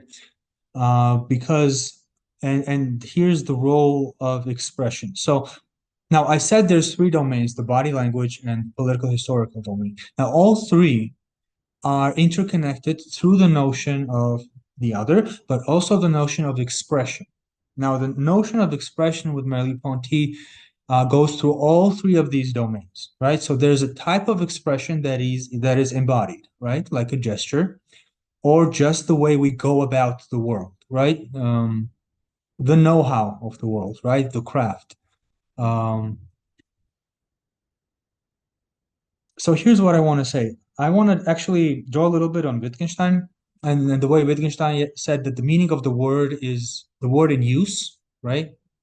This was a big thing in philosophy of language because what it says is that the meaning of the word is neither a structuralist type of meaning where the word depends on other words and what this word is not, right? So a system of differentiations. But it's also not the way a logician thinks about language, right? In terms of correspondence and referentiality, right? A logician takes a word and he says the word refers to the object, right? And there's a functional correspondence of words with objects, right? And so Merleau-Ponty bypasses both. And he says that Wittgenstein bypasses both. And he says the meaning of the word is how we use the word in context, right? So it's a hyper-contextual account of language. Well, analogously, we could say with Merleau-Ponty that a body is only a body in use, right? A body is only a body that does things. A body is only a body that presents itself in a peculiar way. which is very different from a body of medicine that is laid out geometrically, right? Like a topology of the body that is laid out on the coordinate plane. So the domain of visibility creates the foundations for the domain of invisibility. And invisibilities are the domain of language. But expression, to Merleau-Ponty, at its most interesting and at its most ethical, is the one that disrupts the systems of signification, ideally at both levels. So expression is not articulation, it's not a communication of a thought, and most importantly, it's not the making public of your private idea. There is nothing private about language, as Wittgenstein notes, but what Merleau-Ponty says is that there's nothing private about the body. So even your physical sensations are culturally mediated through intercorporeality, right? So that's something that classical phenomenology did not have. The idea that we are carnally related to one another before we begin to think, right? So that's a deconstruction of the Cartesian self, and that's a deconstruction of the transcendental ego as well. Because what it says is that the transcendental ego is a construction that comes out of an infleshed type of embodiment between ourselves and others. Now, there were ideas that the later Merleau-Ponty became a structuralist, that he borrowed a lot from Saussure. And it's true he was interested in structuralist linguistics, but it was really, his interest was a kind of genealogy of the sign, we could say. It was more of a genealogy of a sign rather than trying to uncover a universal system of signification. And what he thought was most interesting about language is the moment language becomes expressive. And language becomes expressive when conventional means of signification break down. When language as a whole enters a type of turbulence and becomes receptive of novelty. So expression is novelty. It's the invention of a new word, or maybe an entering of a gesture into an established system of signification. It is the entry of the other, right? So for Merleau-Ponty, language at its most effective is when it opens up a space for the other, for a different type of expression to come in, for the limits of language to break down.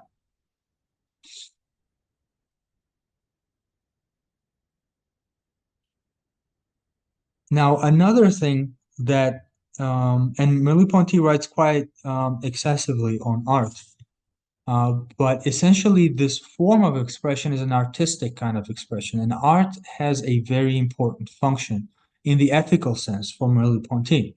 I mean, fundamentally, I think he would say that ethics is a matter of aesthetics and definitely not rationality. And what he says about scientific discourse and what he calls algorithmic language, he actually uses the word algorithm. What is characteristic of that language is to, I think he says, elucidate an opaque being. So it elucidates an opaqueness, right? Which is so paradoxical. Because what this type of panopticonic or ocular language, we can call it the language of the screen as well, right? It's a screening type of language that instead of creating a poetic clearing for the other, where the other can step in and participate in the creation of meaning, it sort of imposes a grid of pre-manufactured signifiers, and it forces the other to conform, right? But in doing this, as though it looks like transparency, what it does, it shines a light on something that it has pre-constructed as a mask for the other, right? And we can think here of exotizations of the others, right? Exotic portrayals of minorities, as well as, of course, the direct sort of criminalization of minorities, or the representation of them as terrorists, right? Because these are pre-manufactured concepts, right? These are models. right? And the models are used as weapons, as ideological tools, right? Which is obvious. But the interesting thing is that he says science does this as well, right? Science does this in relationship to nature, right? Which is also similar to what Heidegger says about making a standing reserve of nature, right? Nature is not seen anymore as a poetic revealing of something truly other, something truly different that confronts us from the outside, but something that should be seen as something that enters into a system or a model that we have pre-made, right? I don't know, a space. So I just a piece of land, right, becomes a standing reservoir of something that can be mined for natural resources, instead of sort of allowing it to reveal itself for what it wants to be, right? And so this type of ideological thinking, this type of screening of nature is built into not just our language, right? Not just our institutions, not just our classrooms. It's built into our bodies. It's built into the way we perceive our own bodies, right? And so this type of construction of the body is something that Deleuze actually calls a regime of visibilities. It's a regime of visibilities. And it's obvious, of course, that it's also a regime of invisibilities, right? But Merleau-Ponty's breakthrough is that it operates at the level of the body. So the gaze operates at the level of the body, which can be read as a type of self, and should be read as a type of self-colonization, right? So already, if I see my body immediately as a biological body, immediately as an unproductive body, a body that's not good enough, and body that's not beautiful enough, right? Immediately, this is a type of imposing, it's a self-colonization by me imposing a regime of visibilities on myself. And so the political implications of this are quite clear.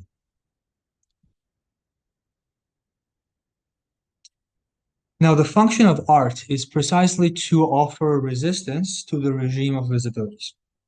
What art does is it portrays an object in an unconventional way.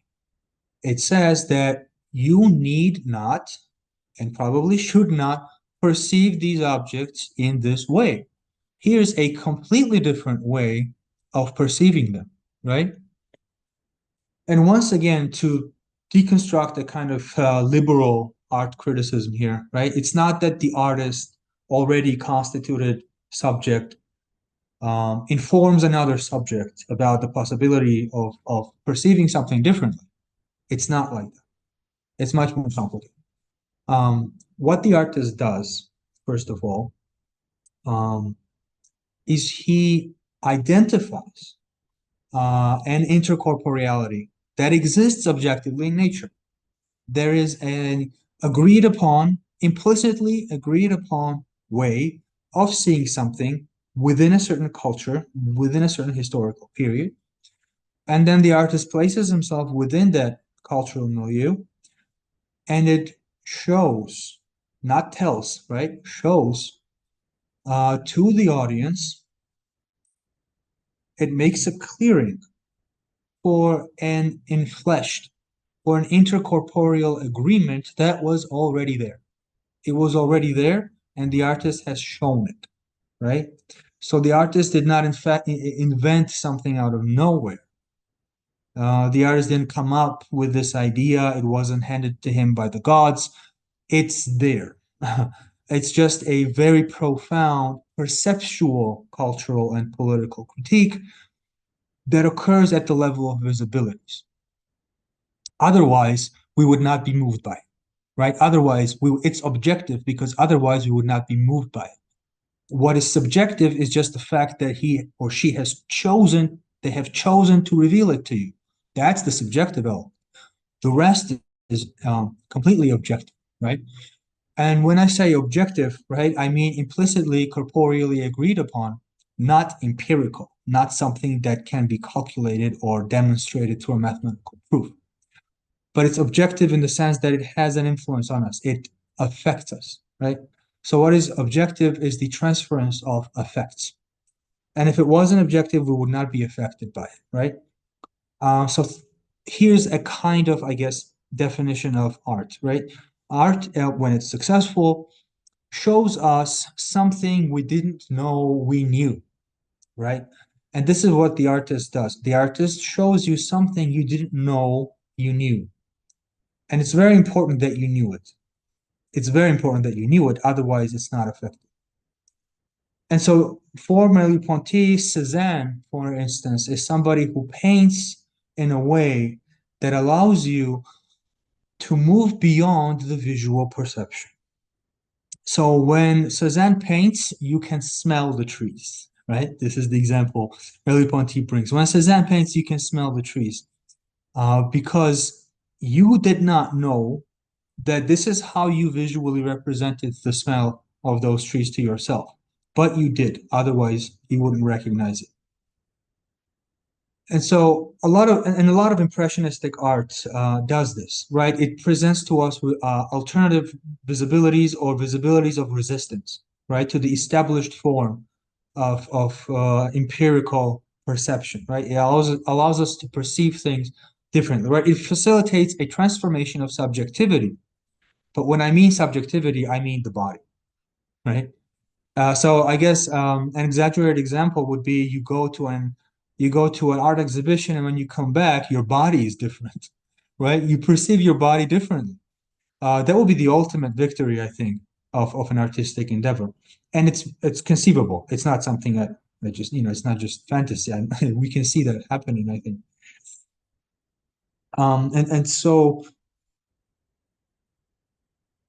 an object, once again, an empirical object, is really a cluster of objects that is presented to different senses differently, right? So really, when we're observing an object, we are observing a multiplicity or a cluster of objects that have been presented from multiple points of view out of our five senses.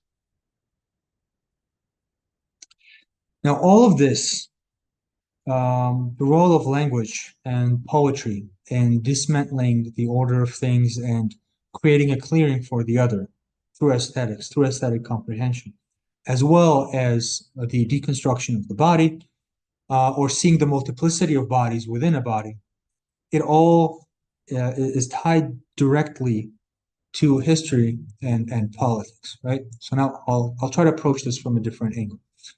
Merleau-Ponty's most political piece of work is Humanism and Terror.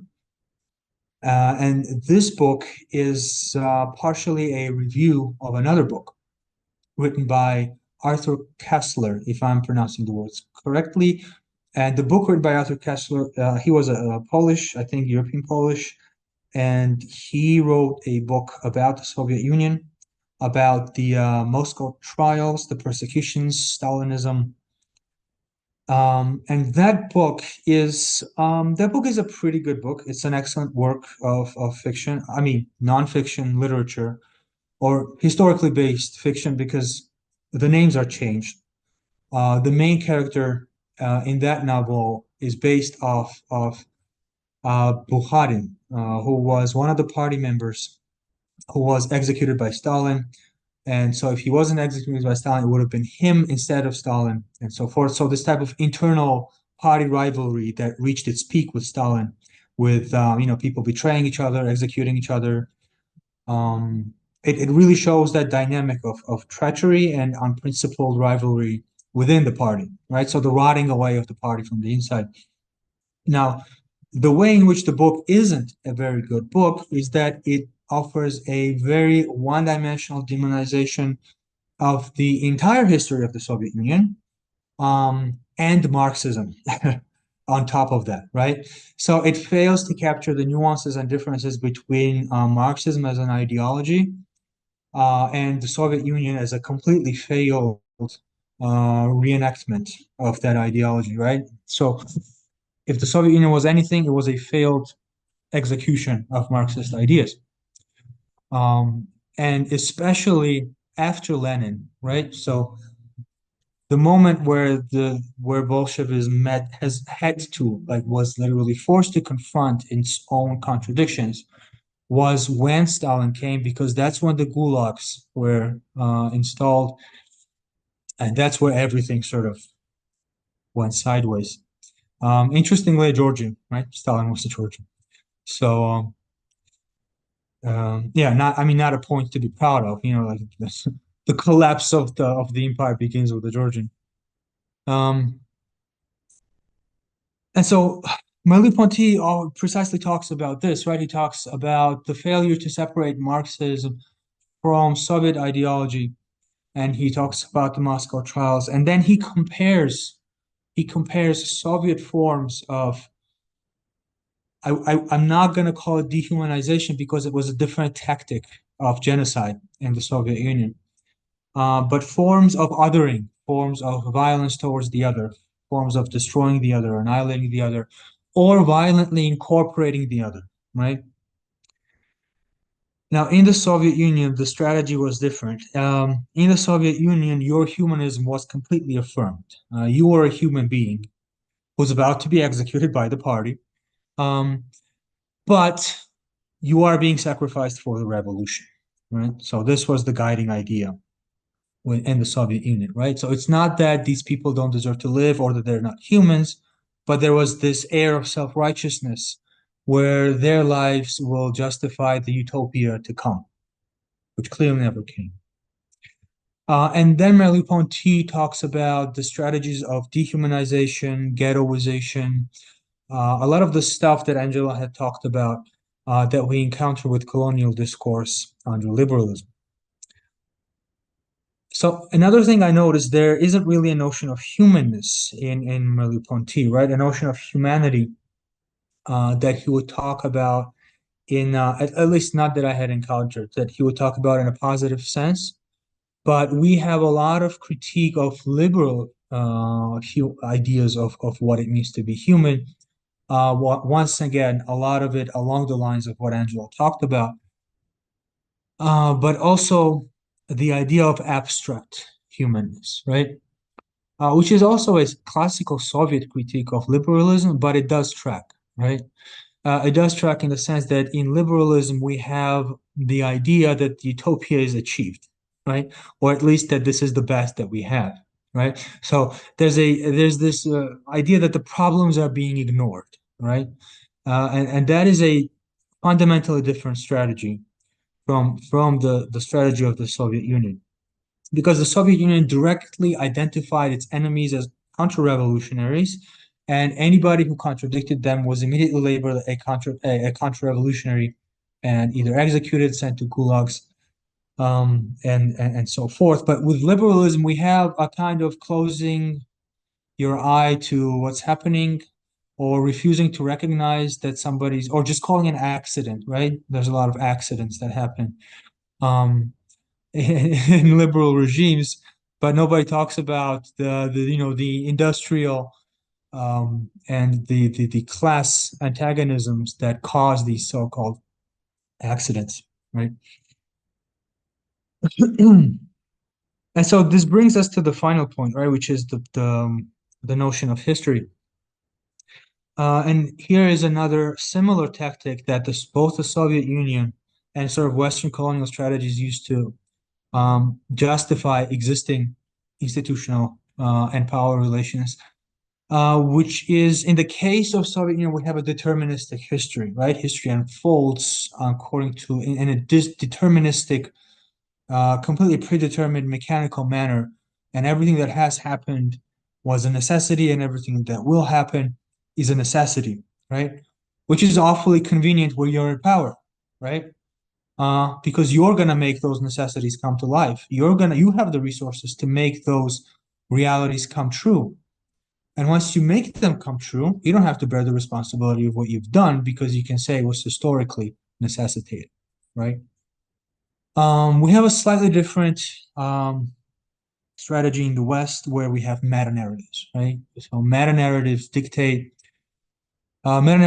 tell us that the current state of things, so the history has led up to the current state of things, and of course the current state of things is wonderful, and it is the best that we have, and there's a kind of air of neutrality, right? There's ideas of technological progress, there's ideas of humanism, penitential reforms, right? Foucault was a master of uncovering these. But in both cases, right, we have an account of history that leaves no room for contingency, that leaves no room for alternatives, for alternative interpretations of history, or histories seen through the eyes of the other, right? So the history of other is subdued, the history from the perspective of other is oppressed, and contingencies are not recognized, right?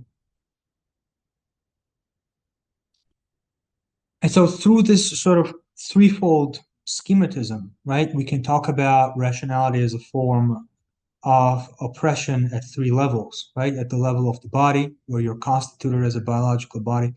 At the second level, at the level of language, when you have to speak in a certain way, with the rules of grammar, logic, what have you, structuralism. At the third level, we have the idea of deterministic and rational history that makes no mistakes, right? And so on all three levels, a kind of aesthetic sensibility and a type of deconstructionist approach to body, language, and history allows us to create room for the other and create the possibility for more ethical engagement with others. Yeah, that brings, I think, my talk to a summary. Thank you. Thank you, thank you. Not steamroll, but oh gosh, this conception of the body being completely public, that makes me nervous. I mean, of course, you know, I am here and you can see me, and this is my body. I walk around public in it. But I'm just reminded of Hobbes' state of nature, where everything is up for grabs. There's no private property, and I thinking of the body as property is its own slippery slope. But I'm just like, does this not maybe create? Does the publicness of the body make it easier for these meta narratives to seep into the body and to become embodied? I forget the term we use, the corporeality of oh, I forget what you said. I'm so sorry. But just the internal, not the internalization, the corporalization of these oppressive narratives. Mm-hmm. Right. I mean, right. I mean, we should be careful not to take this too literally, because despite the body being constructed through the mediations of the other, the body still represents a kind of fold, if you wish, a kind of it's like it's folded onto itself in a way that is complex enough for us to have a private life, right? But we just need to understand that this private life is a result of prior public engagements, right? So it's not that every aspect of your body is immediately comprehensible to somebody else, but that your own self-conception of the body was mediated through your relationship with your parents, your guardian, and the family institution, right? So the family institution type of prevents this type of extreme publicization of every aspect of the body. So in terms of power and how power takes hold of the body, well, that's how to explain this. It does happen at an embodied level, and does happen through a kind of implicit agreement between embodied beings. But we can think of this this way. If the parent of a child, right, is subjected to a kind of understanding of their own bodies, then they automatically perform that subjectivity in their embodied behaviors, even if they don't say this explicitly, right? And so the child's body is directly linked to the body of the parent, because even as the child gets older, the way the child perceives its own body is mediated through how he or she perceives the body of the parent. And so power can enter through the parent, right? Power enters through the family institution. It enters through medical discourse, through the educational system, enters through ideas of mental health and physical health. But the goal is not to get paranoid, right? The goal is to understand, because where we have power, we have resistance, right? Always, right? So if power is all pervasive, then so is resistance, which means that anywhere you go, you will encounter not only power, but also resistance, right? So the important thing here is to be aware of this and to understand that it's all consensual in the sense that you get to decide what is pathological about your body. In the end, you get to decide that, right? And it's important that you do not relegate that authority to the bad other, right? Perhaps you want to relegate it to a good other, somebody who says that, well, you know what, it's actually your body and you get to decide, right? Thank you. Yeah, my worry was, I don't want to be touched. Sometimes I'm a hugger, sometimes I'm not, but for the most part, I'd rather not be touched. Like, my body is public. Does that leave me up to be touched? But what you said reminded me of what happens at school in the US. I don't know about other countries' dress codes at school, but it's pretty intense policing of what women wear. But the men can wear whatever they want, but if your skirt is too short or your shorts are too short, you have to have the fingertip length measurement. Then you have to go to the nurse and get this big t-shirt or something, some other clothes to wear. And what it tells young ladies is that your body is a distraction. Your body needs to be covered. Your body encourages men to act a certain way. So this fall in line with what Merleau-Ponty is talking about.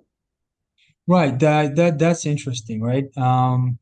Because it seems that the real fear, right? I think maybe the unconscious fear is that female bodies will stop being distractful, right? I think that because female bodies are so invested with capital and power, right? Against their will, right? That I think the sort of unconscious implicit fear is that their bodies will stop carrying the power of a desirable signifier, right? That it will stop carrying the power of something that a man lacks and a man needs, and a man needs to do this and this and that to get it. But I mean that would be an interesting question, because I was about to say, I mean, with Merleau-Ponty, there's a lot of potential for resistance, but I also feel like there's gonna be a lot of sort of built-in misogyny with Merleau-Ponty. I don't know, I haven't come across it explicitly. There was this one example when he talks about like the flesh of a woman, and he said, I mean, it's only one example, so it's difficult to generalize, but he has this very gendered characterization of a woman. It's like he says the way she carries her hair, or the snap of her heels or something, right? So like every woman has to wear heels or something, right? So I think feminist approaches are very much needed for Merleau-Ponty scholarship. But to come back to your question, because it is a good question, right? So it's not that the body of an adult is a public body, right? But it's that the body of a child is subject to so many forces from the moment of its birth, and the forces are so different for men and women that we have a polarization of gender, right? A polarization that we can say is quite unnatural, right? Despite certain biological givens, right? And so I think it's this polarization. So I think Merleau-Ponty would dig deeper, right? And he would say, well, why is the female body constituted in a way that exposure leads to chaos, you know? Maybe it shouldn't, right? Maybe that the exposure of a body shouldn't create so many problems for people. And so he would sort of try to uncover the unconscious of. I mean, he wasn't a fan of psychoanalysis, but we can call it a positive unconscious in a Foucauldian sense, right? There's a kind of positive unconscious that invests female bodies in a certain way, invests male bodies in a different way, and he would deconstruct that underlying form of how bodies are constructed, right? Instead of saying, bodies are public, right? If bodies were public, then yeah, that would be horrible, right? Because every man would be drafted to the army, every woman's body would be available for, I don't know, um, whoever is considered to be the most productive representative of society and so on, right? So yeah, no, that's not what it means. Gotcha. Thank you. I will say, as a matter of hope, all of the school settings I've either taught in or substituted in, the young ladies are wearing whatever they want anyways and don't care. So I feel you on the built-in resistance. So I think Exactly. Exactly.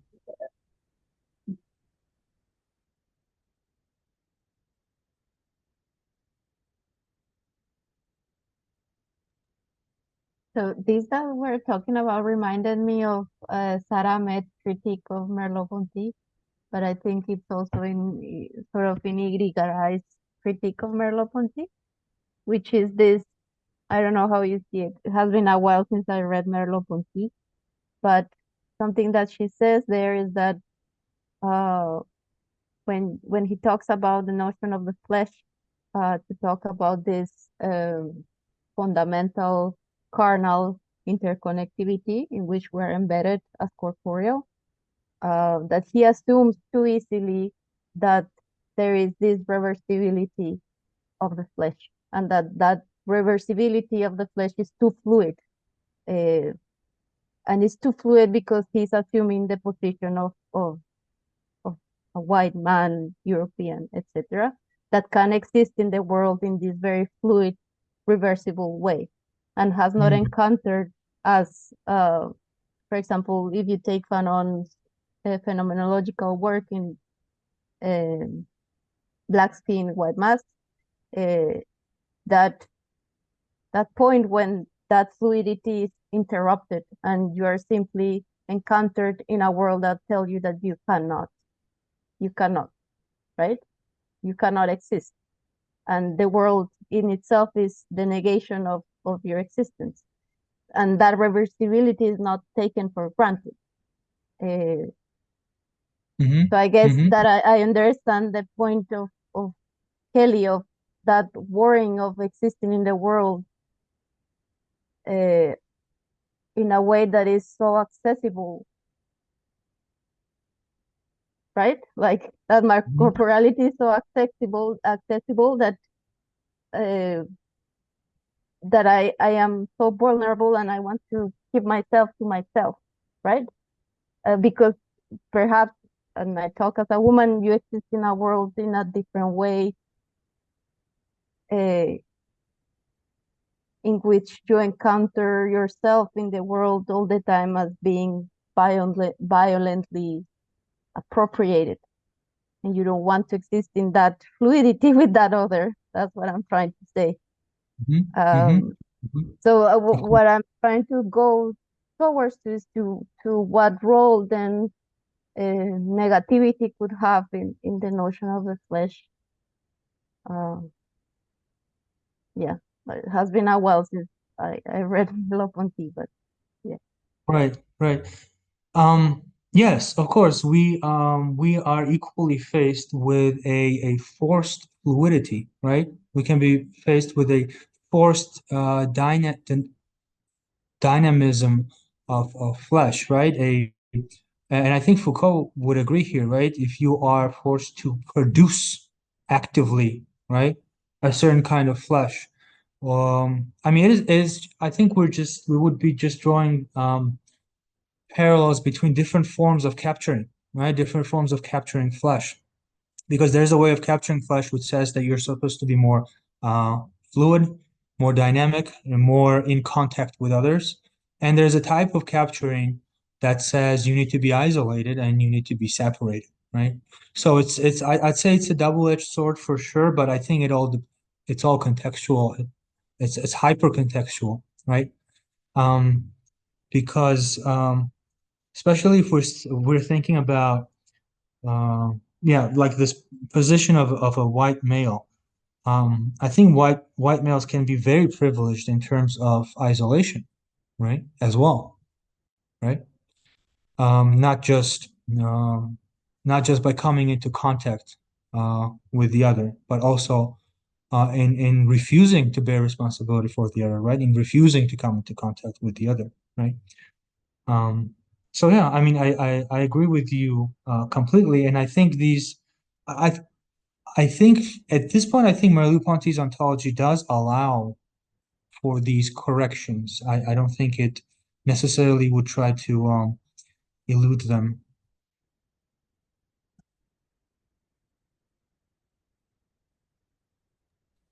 Do you think on the other end of the spectrum, this sort of privilege and protection that the white male or just men in general have in Western society from being touched?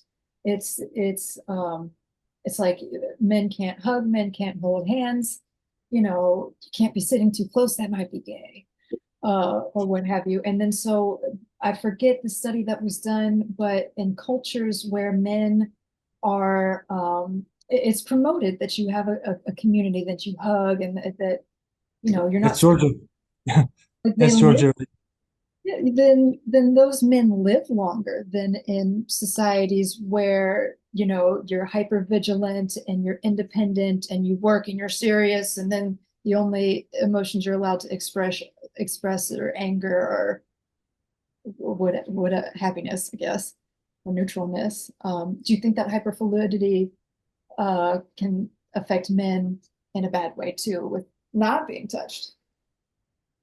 Of course. I mean these, like every kind of bearing, right, and any kind of being towards another, is riddled with both power and resistance, right? So if we look at touchy-feely cultures, right? Like my own culture is quite touchy-feely. But there's also a lot of misogyny, and there's lots of femicide as well. And so, like Angela said, this fluidity depends on whose perspective and in what context we're talking about, right? Yeah. Thank you. Mm. Other thoughts, questions? I'm feeling good. Giorgi, thank you so much. Thank you all for your wonderful presentation. This now concludes our 8th installment of our Continental Chop Shop. Those watching along at home, thank you for joining. It was good to see you. I'm going to hit this end record button. We can debrief, but stay tuned for our next installment. Bye.